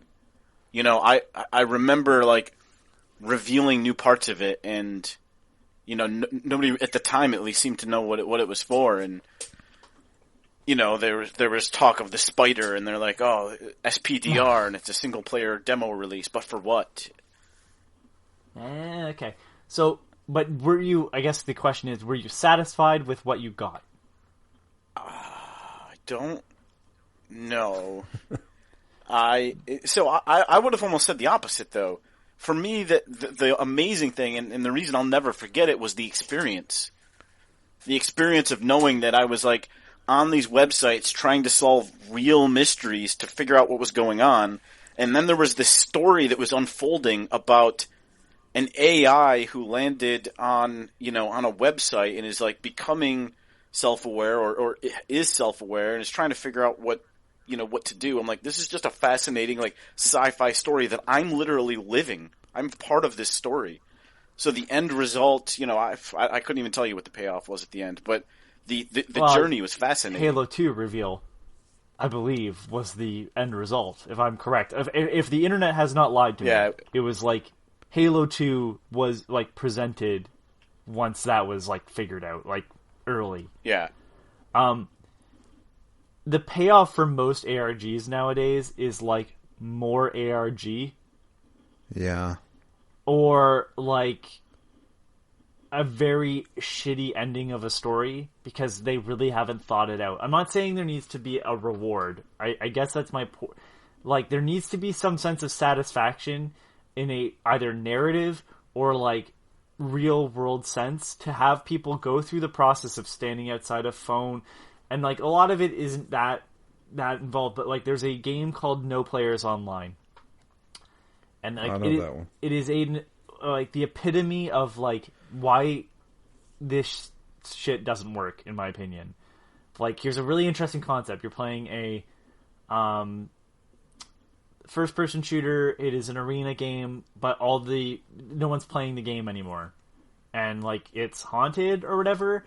But, again, the payoff is more narrative and more ARG every time you solve a puzzle. And it's, like, very poorly thought out. Yeah. To the point where it's like, you need to have, like, if there isn't a reason to turn a page here at the end of this, then you've failed. And that's the problem with a lot of ARGs. It's just, like, more spooky stuff, or like, did you not realize that there was a ghost in the machine all along? The AI is taking over. Whoa, government conspiracies nonsense. And it's like, that's all fine and dandy, but, like, there needs to be some sort of payoff. And there, like, if you're invested in a web series per se, and, like, the payoff is just, congratulations, you've solved it. or more lore, like that's not enough. Like if it's going to lead to the next video, interesting. But that a lot of ARGs just don't understand what makes a game fun. Well, the ARG of Inscryption led to more lore, but and again, it did lead to the final, little clip of right. You've been playing the distributed copy of Inscryption this entire time, but you also weren't like it wasn't like there wasn't like a lack of a full experience, yeah. Right? The So ARG was just supplemental. Yeah, Because even without that ending, it's interesting still. Like, without the ARG, it's like not missing anything. With the ARG, that is there for those people that want to engage with it. And like, had the video game just stopped at one point and said, no, the ARG needs to be solved to get the next part of the video game. Well, it's also interesting because the ARG here doesn't seem like... I mean, I haven't seen the video yet. I don't know what it actually consisted of. But the reason I Love Bees was so cool was that you were playing out kind of the narrative in real time. Like, that was the story. It didn't then link to a piece of a different story. It was its own story. And it almost seems here like you're doing the whole ARG just to get an 8-second clip at the end. No, there's more lore. Again, this is okay, good. all right. Let me explain a little bit. Okay, well, we're talking quickly. about You can't stumble into the Inscryption ARG. If you look up the Frog Fractions ARG, Frog Fractions 2 technically, people were stumbling into that not knowing what it was. Yeah. And we're like, what am I looking at? This was in an indie game. What is this? And it started to explode, and then people slowly were like, I don't know what this is, but this has been in here for like months now in this other game. And slowly, surely, everybody was like, okay, so we have a map of something.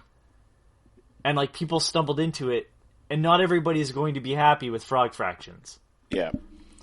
If you're in the Inscryption ARG, you've been playing Inscryption. And if you've decided I'm going to get involved with this, like, as long as there is a payoff, I think you'll be happy with it.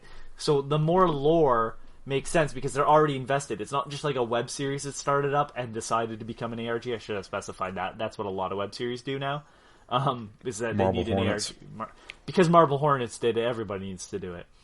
But the whole idea of the self-contained one sounds better to me. I don't know, knowing very little about ARGs. But I guess this is self-contained to some extent, right? Like, but there's a payoff still. I don't know how to describe it. Like, I feel like I'm just kind of like stumbling around. There is a lack of payoff in a lot of like Drew. What's the one, Walden Files or whatever? It's Walden Files. It's a really shitty Five Nights at Freddy's ripoff, in my opinion. But it's a series online. And they want you to solve. So this is, imagine like a series comes out, you're watching a couple videos, but then they're demanding you solve stuff to get a complete experience, rather than presenting a complete. Like, I Love Bees, the website, was its own experience, but then it grew bigger as you dove more into it. Right? That's from my understanding. Yeah, and it was the narrative of the story of this AI, and then it's on this website, and you're like, the website itself is being corrupted and changing over time, and it fits this whole narrative, and this AI is scared it's being attacked, and I don't know, that whole like self-contained thing was cool. You didn't ever need. So imagine somebody giving you half of that, and then demanding you to solve the ARG to even get the other half. Yeah. To even know it's an AI, you know what I mean? Like, that's how a lot of people think. Like, oh, the reward for solving these hard puzzles is going to be more of the thing that I gave you for free, and really not any better for it either. Yeah. Like, it's kind of like, in my eyes, an ARG should be like the comic supplement to like a big movie. Like, oh, I like Blade Runner, so I'm going to read the Blade Runner comic book. Not, I like Blade Runner, but to get the ending, I need to read the comic book. Yeah. And that's the problem. Like, the Inscryption here, you get an ending, it's a complete experience. Oh, look, the Inscryption comic book, aka the ARG, is out, right? That's where I'm like, that is how that works. Like, I Love Bees was its own experience. Hey, it branched into Halo 2. Why did I think it was Halo 3? I swear they did one for Halo 3 as well.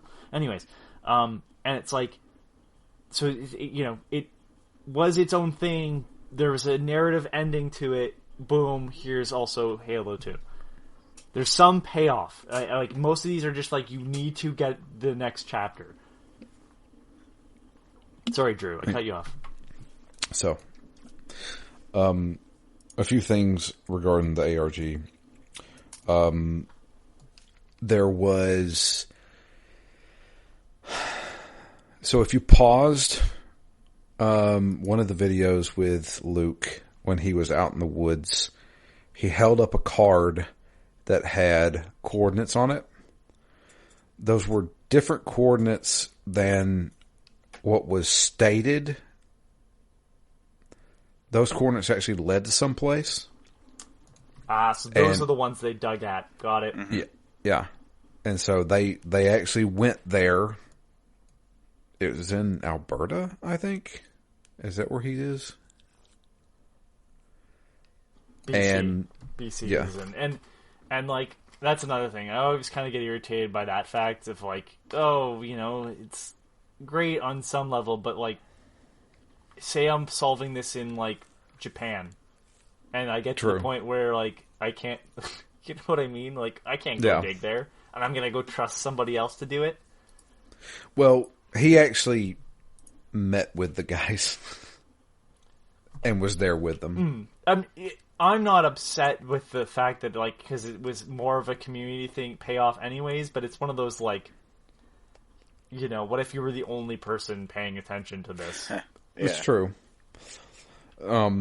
So they did that. There were codes that they had to crack that they would give clues, and then they would have to do other things. There's literally a code that they had to crack by changing the save data in the demo to Inscryption. Yeah, that's kind of crazy. So you had to download the demo to Inscryption, which wasn't even called Inscryption back then. It was called something else. That's a lot of forethought. Then you had to download a free-to-play game that he made in 2013. And you had to, it was a little mini fishing game.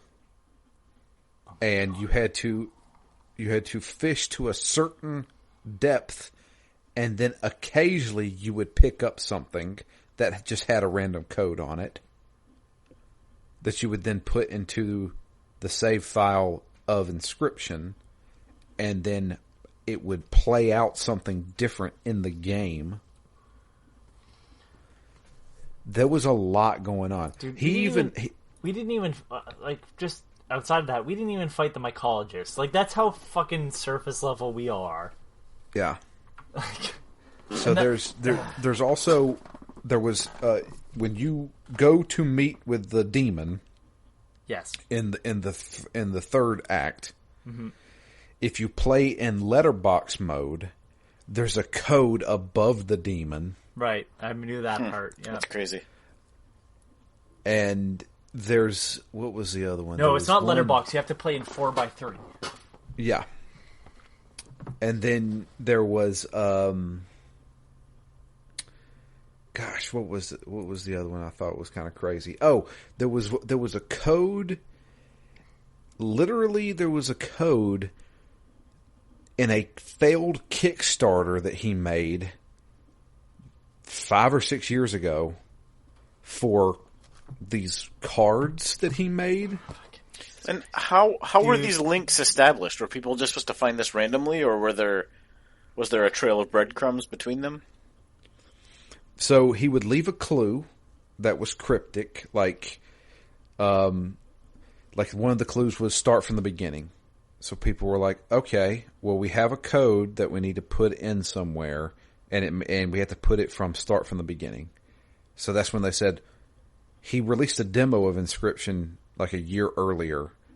Go download that, put the code into the save file, and something happens in the demo that you then use in the full game of Inscryption. This is like 17 layers deep, just like the fucking Frog Fractions 2. Where people were like, is Frog Fractions 2 ever coming out? And the guy just kept, like, hiding in bushes when people would see him and ask him. And then... Homer style? Legitimately, I'm pretty sure he ran away from people. Like, there's a couple times where people would ask him in person and he would just jump out of the way and, like, run away and stuff. And then, like, all of a sudden, all these indie games, like, random indie games, and from different years, and, like, stuff that hadn't been updated in a while, all of a sudden all had these, like, weird parts of, like, a metro map, but it was, like, circular or whatever, and people were like, what the fuck am I looking at? And at the end of the day, it was, like, hidden. Somehow it led to people figuring out that the Frog Fractions 2 is hidden in a game called Glitter Mitten Grove. And you have to do, again, just like the original Frog Fractions, you have to do something fucking weird. And by the way, I don't think there's any frogs in Frog Fractions 2. It's not even called that, but it is Frog Fractions 2. It is the same sort of weird shit. It's this weird RPG thing that's built in the... It looks like an old DOS game, you know, the ones where, like, it was, like, bright characters on black backgrounds. Like, the amount of planning alone to hopefully have someone figure this shit out. Can you imagine if they didn't? Can you imagine if you went through all this work and they didn't fucking put any effort into solving it? That's like that YouTube channel I keep sending you every once in a while, the Last Key of Solomon. This dude recorded like 100 different videos of him doing like numbers, just calling out numbers, and it has like 10 views on each video. And like this is again the statement, like, there doesn't seem to be any reason why I would put effort into figuring out what the fuck he's saying. He could just be crazy, and it could just be more bad lore, and it could just be like, there is an art form to it. Can't necessarily put my finger on what makes a good ARG great, but, like, I tell you what makes it bad. And, like, fuck, man, go to any of those spooky... I introduced you to Nexpo, but, like, yeah, you know, he's covered some fucking shit. The Walden Oh, Files. God, yeah. And it's God, yeah. But it's like, and I'm not trying to shit on people that may like the Walden Files, I just don't think, like, I remember watching that video and my eyes glazing over, because I'm like, this is too much nonsense. Yeah. You could just tell this story, and, like, no players online, same thing, you could just tell this story. Doesn't require any sort of solving, there's no real interesting part going on, you're just obfuscating your nonsense. Just tell me. God, I remember, so I got my wife into Nexpo because she likes the investigative reporting stuff. Of course. And we sat down and watched the Walden Falls thing, and she was like, watching this again. she was like, what happened to Nexpo? I was like, he's done a few of these, we just skipped them. Like the whole Dad YouTube channel. That was another one. Speaking of bad ARGs, so I really like Nathan Barnett. He's Keith Apicary. And Keith Apicary is fantastic. Yeah. I mean, he's a comedian. That was the thing. And like, I had to stop following him on stuff because, like, he wanted Dad to be more, and I guess maybe it took off, I don't know. But he was doing Keith Apicary on America's Got Talent, so clearly Dad wasn't the fucking answer.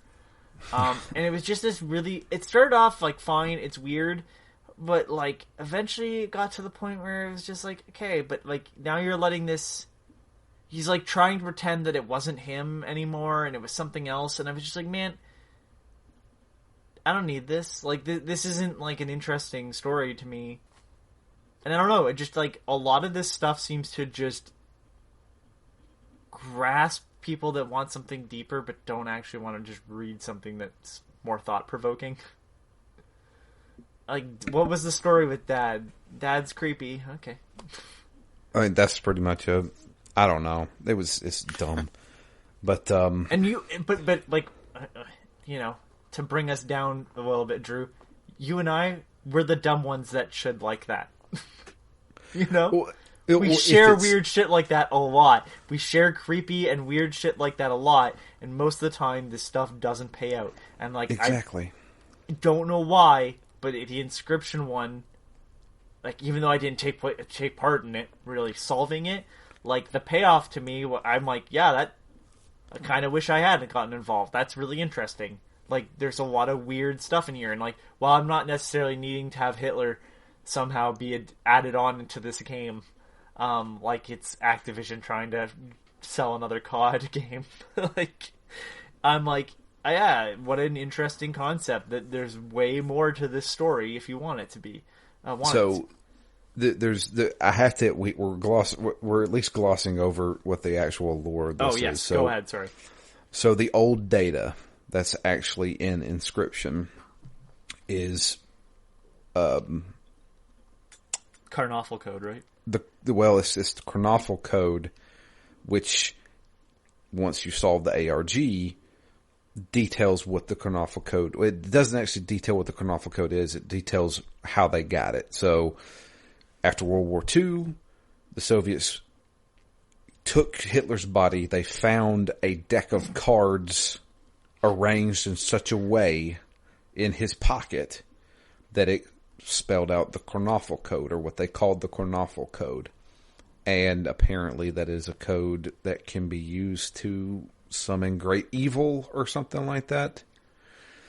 That code was then taken to Russia, which was then put onto a disc, which was then shipped to the United States. It was found by somebody and somehow got into the hands of Casey, who works at Game Funa, and she decided to hide this data so that nobody could get a hold of it by programming a video game around it, which was Inscryption. And then she died in a fire. Sorry, I don't know why I laughed at that. Well, it's obviously some kind of government conspiracy. Of course. Because somebody's trying to get a hold of the Carnoffel code. This is where like part of it falls apart for me. And this again, I brought it up in their first episode. It's a fucking floppy disk, man. You sneeze on them, they fucking they can't read data, or you can't read the data on them anymore. Like, run a magnet, man. Like, you don't have to fucking erase. You can make that Carnoffel code just disappear by like standing next to a fridge. Yeah, you don't need to build an entire game to hide it. Yeah, no. Yeah. Or you pick up the disc and you go snap, and then just for good measure, you pull the plastic pieces apart, and then you just give a good snip to the magnetic disc, and we're done. But it's never stated in the ARG or in the game itself, but they believe that the Carnoffel code that is inside the disc started bleeding out into the game, and that is why the scribes became sentient. I see. I don't need that. Again, it's a piece of lore that is there, and I'm not saying, oh, it's not canon. Obviously, it's from the guy that wrote the game, but like, it's just all right. I didn't need an explanation of sentience, you know? Which is, I think, the art form of the writing in this game is that, again, it exists on its own, and this is all supplementary. So we have some emails. Let's go through them, shall we? Yeah, I'm curious to hear what anyone else thought. Well, first email comes in from Dustin. It's called Inscryption Finn. Hey, guys. So I swear I lined up the cards on the picture, but it never unlocked. It just gave me a different set of cards to set up, and I never did it a second time, so no potted plant for me. I forgot to mention my Damien card, a 3/7 with a blood cost of 1 that had poison. Also had a 3-way attack, so it cleared the board anytime it came out. Alright, that's a pretty powerful card. So does anyone know how to get the sword and staff or what they even do. Also, what does the globe do? You can spin it, but nothing happens. From my understanding, the globe might have something. I actually haven't looked up the globe. I've looked up the sword and staff, and no one seems to have any idea what it is. I don't think I think those are probably just red herrings at this point. Yeah, I'm guessing so too. But watch, like, that'll be the fucking thing for, his next game. You'll have to go back to Inscryption and pull finally, the staff off the wall. And, yeah. Because apparently this game is also connected to the game I have not played for him called The Hex. Yeah. Partially. I've seen that referenced a few times. Yeah. Let's see here. Okay, part 2, or what I call the Super Mario Brothers 3 section.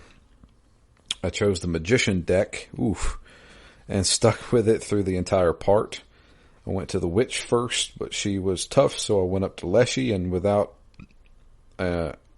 or whatever, and drew some better cards.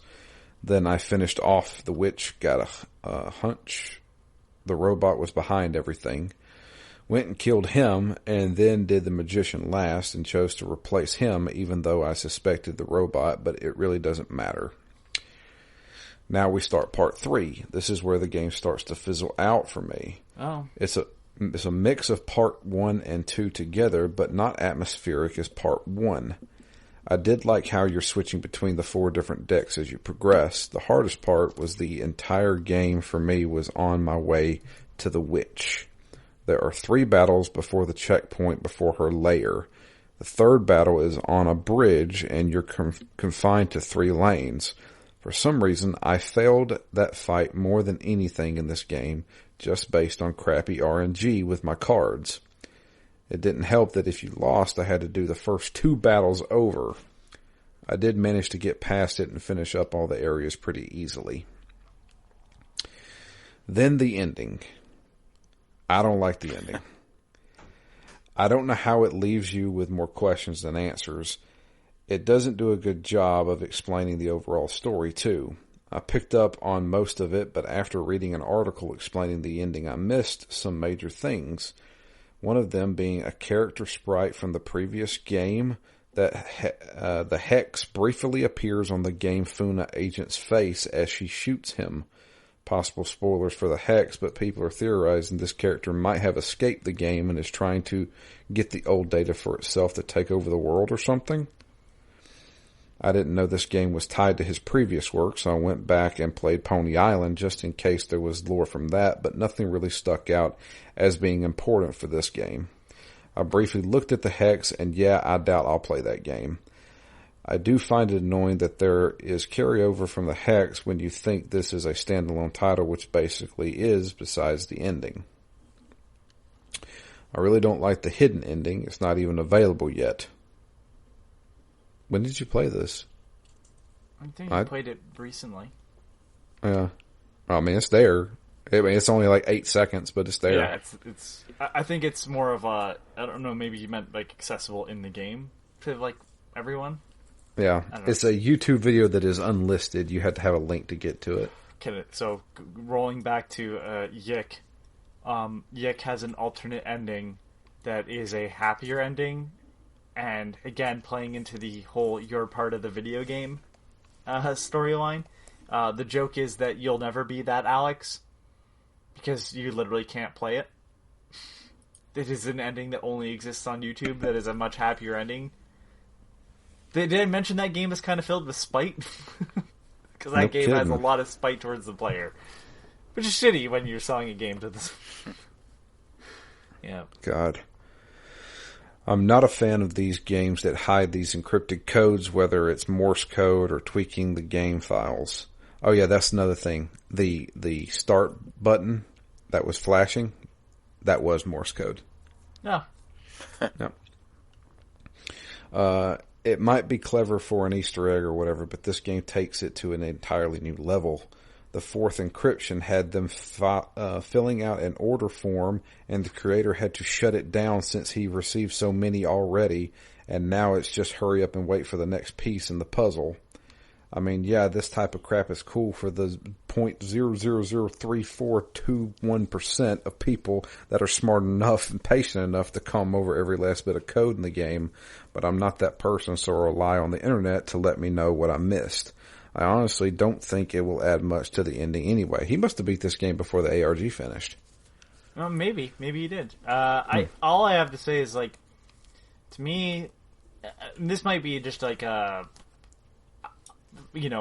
purely a taste thing. Like, I'm one of those people that sometimes just doesn't need everything explained to me. Like, the story is fine as it is. There needs to be, obviously, like, some things explained. Otherwise, like, what the fuck is anyone doing, right?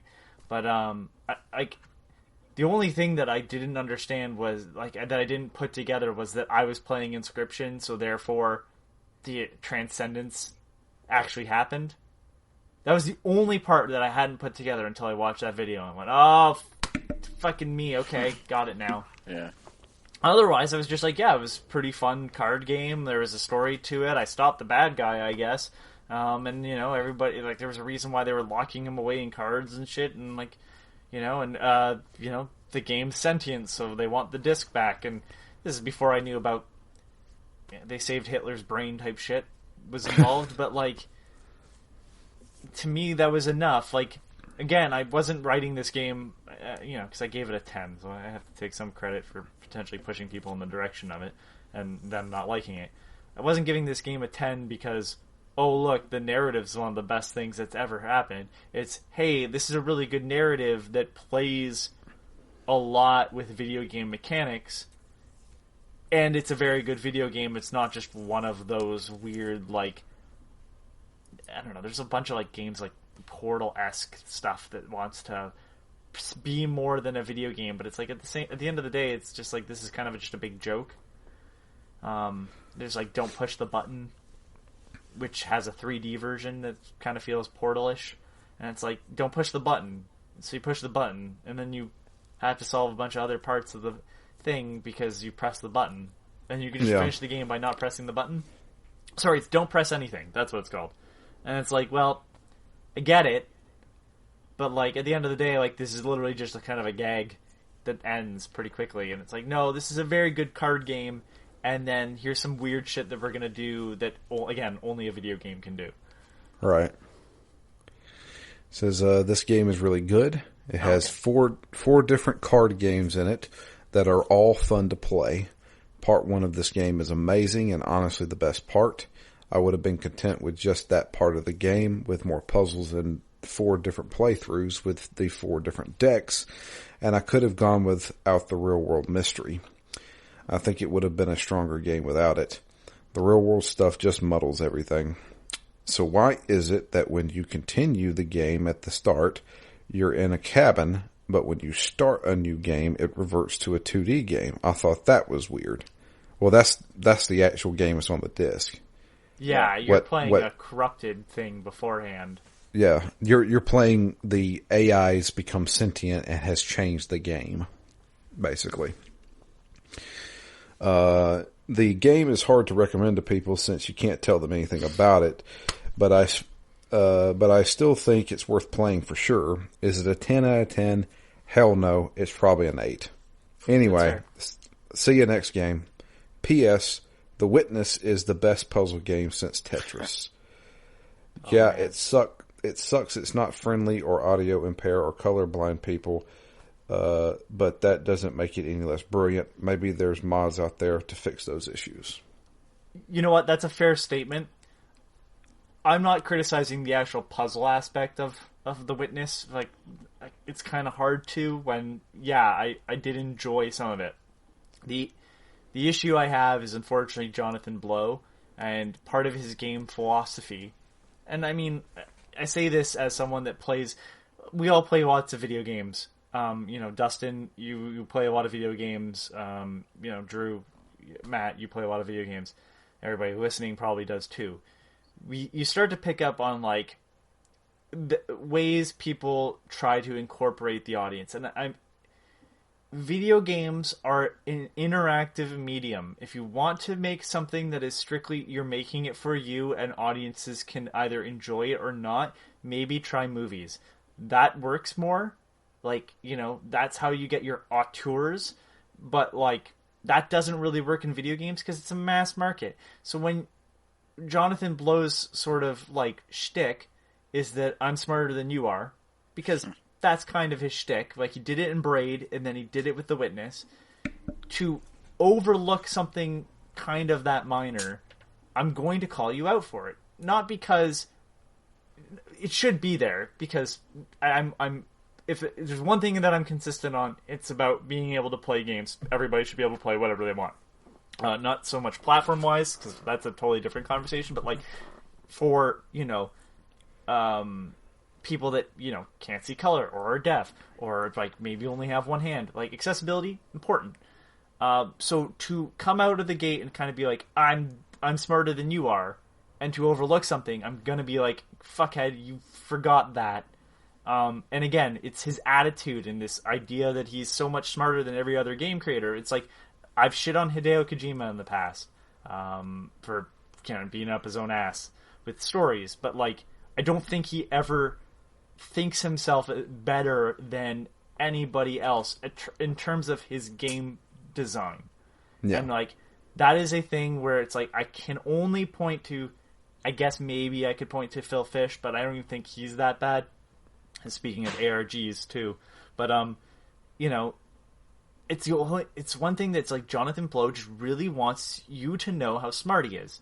And to me, like, your game could be perfect, and, like, don't get me wrong, there's some really smart things with The Witness, like, really smart things. But, okay, like, you know, that should not be the goal of the designer, of how smart I am. And, like, that's the thing that I walked away with, and that could be just me. It could just be a me thing. I'm willing to admit that. But, like, that was the reason why I probably said that last episode was just like, man, he rubs me the wrong way, so when you overlook something like that, I'm going to make a point of it till, you know, I'm blue in the face. Seeing as how I had to fucking paint lines on shit. Yeah. No, I get where you're coming from. I'll sum it up this way. He showed his piss jug on Twitter as a, like, source of pride. And, like, don't show piss jugs on Twitter as a source of pride of how hard you worked. It's weird. So, next email comes in from Jay Lee. No, I don't know him. I don't either. This is titled ARGGGGGGG. Too lazy for pleasantries, nerds. All right, fuck you guys, too, Jay. You guys don't have to watch the whole video as it is quite long, but it gives you an idea of how massive the laundry list ARG stuff is in this game. Check it out before recording and after having completed the game. Pretty interesting Drew, stuff. For sending that along.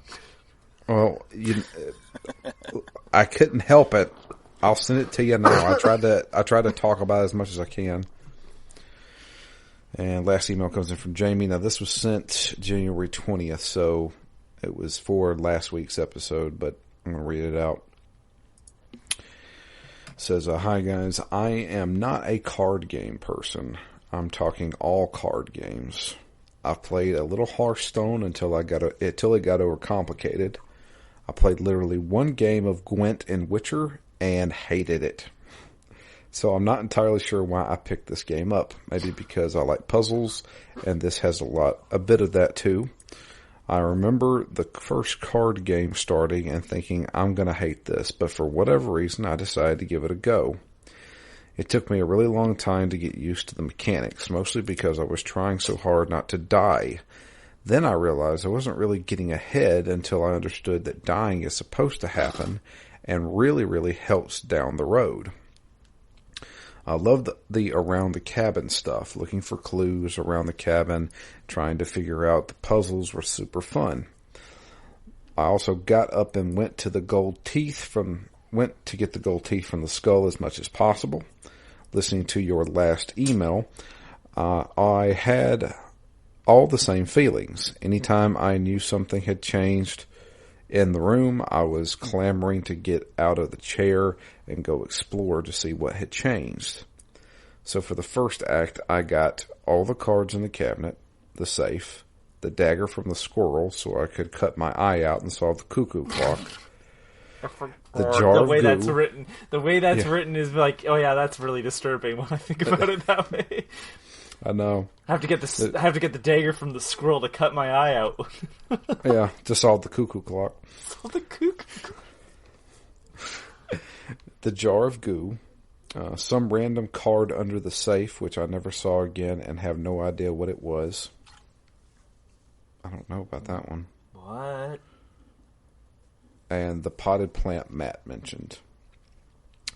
In terms of the bosses, the prospector was okay. I don't think he ever killed me, though I was pissed when he turned all my cards.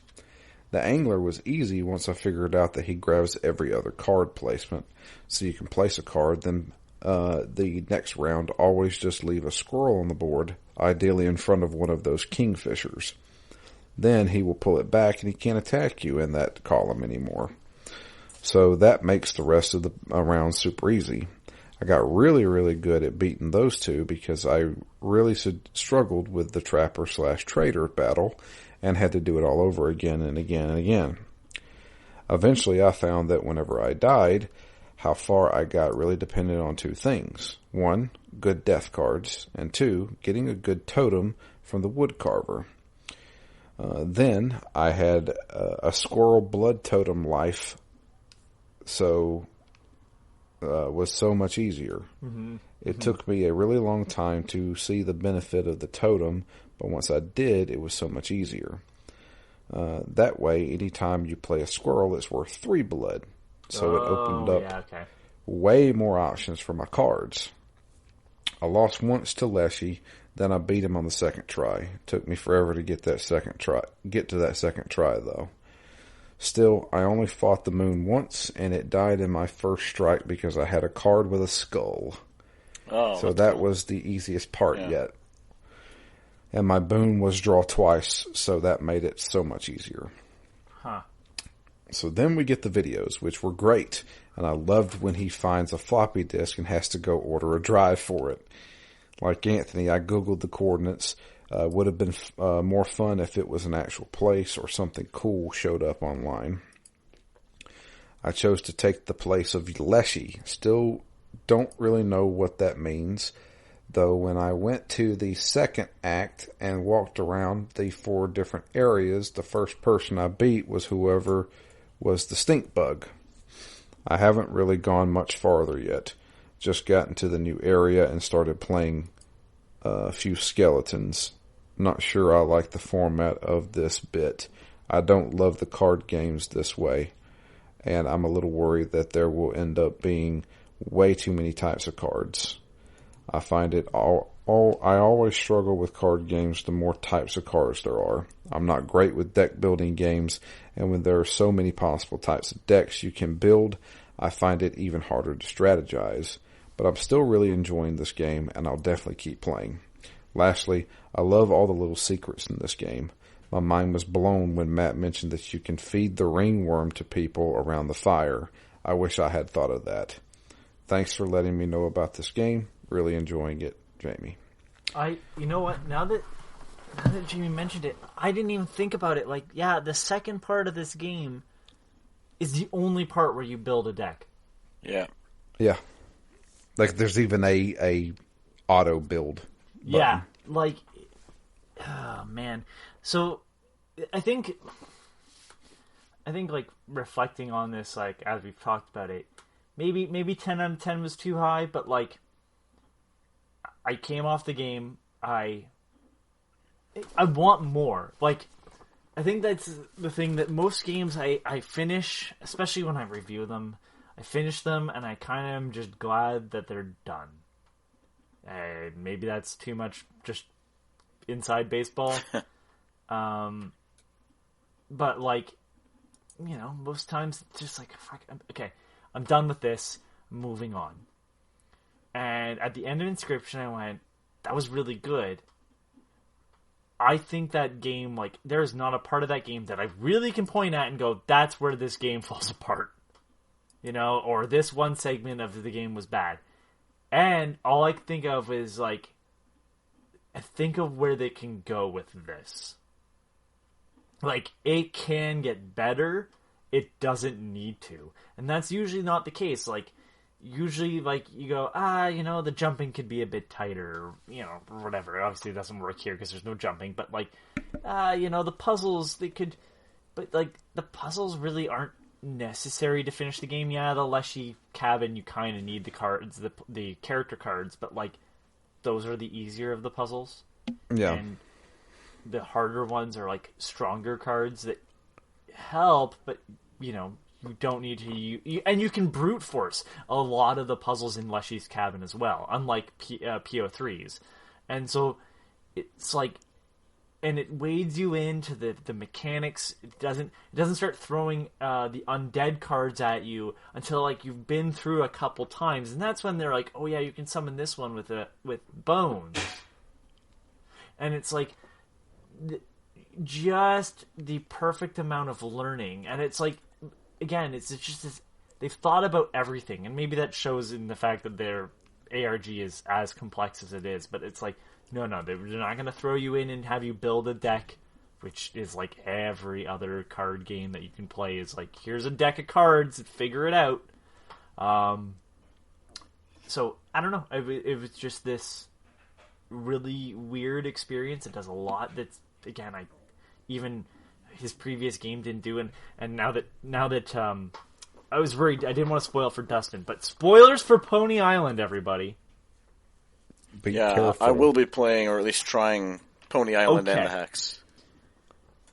Pony Island is like... Pony Island is sort of a cursed computer story.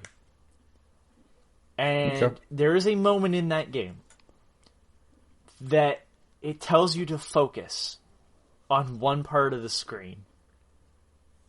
And it does some stuff where I went, that might be the craziest shit I've ever seen in my life. Of how good... It plays with you as a person and not as a character. And then there's like a mediocre sort of like Rainbow Unicorn Attack sort of game where you're like moving a pony in your head, and it's weird that Satan's possessed a computer in this amusement park. And it again, the plot is there. It's not the greatest plot ever. It works for what it is. But it decides to do all this other shit in the meantime, and it's just like, I don't remember. I don't know if anybody remembers this, or because maybe you didn't play. Does anybody remember the Impossible Quiz? The Impossible Quiz. It was a Flash game, and it was a Flash game that like asked you stupid questions. There was a couple that you just had to like put in. It was like a white screen. There was like 4 buttons. At one point, it says, put your mouse here. And you put your mouse there. And it says, build a bridge. And I remember, like, going, what the fuck does that mean? Because if you move your cursor off, it takes a life. And you actually need all your lives to finish the game. Because you have to use them all at the final question. To build a bridge, you right-clicked. It would pull up the macro, like the flash thing, like, it's got like 2 options. The little, I don't even know what those are actually called on the computer now, but when you right click and the little window pops up of all your options, pop that up. So you didn't move your mouse, you just right clicked. When you put the mouse where you need to be, you right clicked, and then you use that new little window that it opened up to move your mouse across to the other button, and then you click the button. That was how you built a bridge. And it was just this ingenious, like, again, you can only do this mechanically on this format. And it's just like these smart little things. So Pony Island does a bit of that, and I was just blown away. And then, the first portion of Inscryption doesn't do that, but then it starts doing that type of stuff in the third part. And I'm like, what the shit? Oh, fuck. Yeah, I still love this game. Maybe 10 is too much. I don't know. I just think it's like a perfect card game that I would play in real life. That's the biggest thing, and I feel like that's kind of my final thoughts on it, is that this game is a card game, and it's basically, what if a card game had a story? And I mean, sure, it's a bonkers story, but at its core, it is still a very, very competent card game. I compare it to Magic the Gathering. I compare it to a few other things, but people who, are into card games could totally say, hey, I could totally see myself playing this game if it was just a full, real card game. So it's kind of genius how this guy created a full-on card game with multiple different play styles, and then wrapped around it a 3D world, 2 different 3D worlds that you can walk around in. And then on top of that, a probably 2 or 3 year long thought out ARG to go along with it. Yeah. Like, there's no telling how long this guy has been working on this, because he has incorporated things into the ARG that were from the demo of this game before it was even called Inscryption. Yeah, that's kind of crazy. To a failed Kickstarter that he made in like 2013 that randomly had something to do with cards. Like, it's crazy. Like, I never would have thought about this. If you want me to say something bold, Jonathan Blow, eat your friggin' heart out. Oh, okay. I'm not saying that. I just said fuck him. I mean, seriously, it's like, Jonathan Blow's a smart guy, but I don't think he's as smart as this dude. This dude has he is the Batman of video games. He is 10 steps ahead of everybody. Yeah. It's impressive. Like, I thoroughly enjoyed my time with this game. There were some moments I was just like, this is kind of a slog. Like, going through PO3's area and losing again and again and again. And I was like, And a lot of that had to do with just RNG.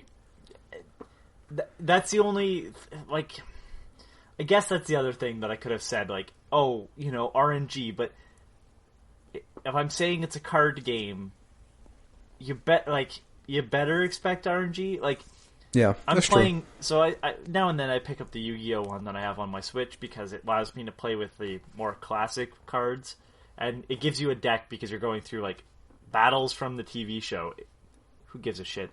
But I fought Yugi, the main character. For people that don't know, there's 5 cards that are called Exodia, and basically they all suck alone. But if you get both arms, both legs, and the head in your hand, you win.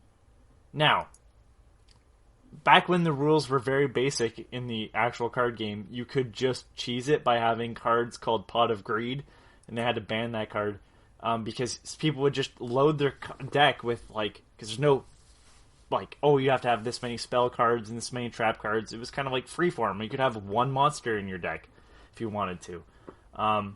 So somebody just loaded their deck with Exodia pieces and pot of greed, and just drew pots of greed, put it down, drew 2 cards. If they needed more cards to get Exodia, they would just put down another pot of greed and draw it. So that was the way to cheese it. You can't do that in the video game, however. Yet I've seen Exodia summoned a lot because of RNG. Because I was facing Yugi and, like, I could not draw it, but when it became that I was facing him, because you get to do the reverse battles, those 5 cards ended up in his hand quite a bit. And, like, I can't really blame the game, because it's like, yeah, it's got to do some random number generation, so it's going to happen now and then. It's shitty, but I don't blame card games. You're talking about people modifying their decks just to do the things they want to do. You're giving me bad flashbacks to fucking mill decks and Magic the Gathering. You know what the dumbest rule was? At one point, Yu-Gi-Oh decks didn't have a maximum card limit. There is a picture of a guy, I think they were in Germany, they had a deck of cards that was like 2 feet long? And that's when the rule got implemented of like, yeah, okay, we have to limit this to 60 cards. Fucking God, I hate mill decks. If you play a mill deck in Magic the Gathering, I want you to just stop playing. You're just having flashbacks to Nom. Dude, mill decks suck. Like, do you know what a mill deck is? No. So there are cards in Magic the Gathering where you can play it, and it says that your opponent mills, like, 2 cards. Milling means you take your card from your deck into the graveyard. Oh, okay. Yeah. If you run out of cards, you die. Yeah, so You the mill lose. deck is just, I'm gonna burn through your deck as fast as possible. Different win Yes. conditions. Yeah. Yeah. God, I hate it. Yeah. Matt, how about you? How'd you feel about this game? Yeah, I'm a little torn. I really like the game. I like it, but I hate overall, it. I love the game. I mean, it was really cool. It was really interesting. It was a great card game. All these things wrapped together. I just, as almost a counterpoint to what you said earlier, Anthony, I kind of spent most of my time thinking, man, this is good, but I wish there was some more to it. I wish Act 2 was longer. I wish I had the ability to keep playing. I wish at any point in the rest of the game I was having as much fun as I did when I was in my flow in Act 1. Like, I felt like that, that deck was getting better and better. I felt like I was getting better. I felt like I was able to line up the symbols so that I was able to make my most efficient kind of run through the world. And, I had a couple of play sessions where 3 hours disappeared, like, in an instant. And I couldn't put it down. I never got into that kind of flow in the rest of the game. The whole of Act 2, it was more interesting than it was fun. I still was evolving my deck. I was still making it better and, building up and fighting bosses, so it was still fun. I don't know. I never got it. It never went as deep. It went broader, but it didn't go deeper. Whereas Act 1 was deep, but less broad. And you know what? I understand the way you worded that. Make me understand what you mean. Yeah, like it's not. You feel like you're doing. That's not a good way to put it either. I understand what you're saying though. Yeah, I mean, I would agree that I liked everything I played. I don't know. I thought it was cool. I love the ARG tie-ins, even though I wasn't ever a part of it. I don't know. It does make me super excited for whatever the next game is, and I wish there was some kind of update to this to allow some of the other play styles. I mean, with all of what's built in the game, give me a little bit more of a sandbox, maybe. Like even in Act 2, without more battles, without more bosses, if I could have just replayed them to get better cards, man, I would have done that for hours. But I would love to seeing as how there is the mod for Leshy's Cabin, the infinite play of Leshy's Cabin. I'd be interested to see. Like this is where maybe again my hopes affected my score. I don't know, but like a multiplayer mode would be cool. The infinite mode would be cool. Oh, we got that. That's neat. I would love to see that for the other scribes. yeah, And because the weird chess game thing yep, was interesting. Let's have more of that. And let's have more of the wizard battle, because that you don't get enough time before that whole segment just wraps up and deteriorates. But like, again though, like I'm like, to me that not being there doesn't deteriorate my experience. I'm sorry. I just saw something on my phone. It said, "Scientist, my invention can create matter in all 3 forms: gas, liquid, and solid." My asshole. I'm somewhat of a scientist myself. This is the shit that he sends me. He'll send this stuff to us, like, at the most inconvenient of times. Sorry. Anyway, well, I'm sorry, Matt, that you maybe I overhyped this. No, I mean, it is a super, super interesting game. I really, really liked it. It's my kind of game, right? I like the mystery. I like the card game mechanics. I liked everything about the game. I just just kind of wanted more, I guess. Well, the good news is I can't spoil the Hex for you because I have not played that myself. Well, there you go. But yeah, that's going to be it for us. If you would like to send an email, it is drew@ztgd.com. You can also tweet to us. I am at DMLFury. Matt is at REMGS. And Anthony is at Complacent Robot. But yeah, our next game is going to be a return to the Yakuza series. We're going to be doing Yakuza 4 next. I actually started that up today for a little while. And then the game after that, we are going to, I alluded to it earlier this week, we're going to poll the audience again. We're going to ask you guys what you would like us to play. We're going to come up with 4 games. I'm going to have 2 games, and Matt's also going to come up with 2 games. And we're going to have you guys vote on which one you want to play along with us, hopefully. And that'll be the game after Yakuza 4.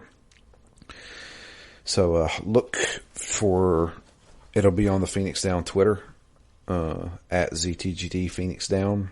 And probably in the next week or 2, we'll put that poll up.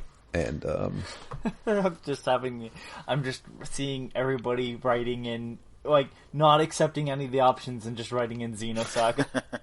Oh, Jesus. I'm not playing Xenosaga. Jay, I heard him say he's playing Xenosaga. Yeah, if you record that with a little editing, you can make him say that pretty easy. Oh, yeah. The old Drew yeah, deepfake. definitely. Oh, man. I'm playing Xenosaga. Xenosaga. But anyway, that's going to be it for us. I appreciate everybody listening. I hope you guys have a great week. Until next time, I am Drew. And I'm Matt. And I'm Anthony. And we are out of here. Hope you guys have a great week, and we'll be back next week with the beginning of Yakuza 4.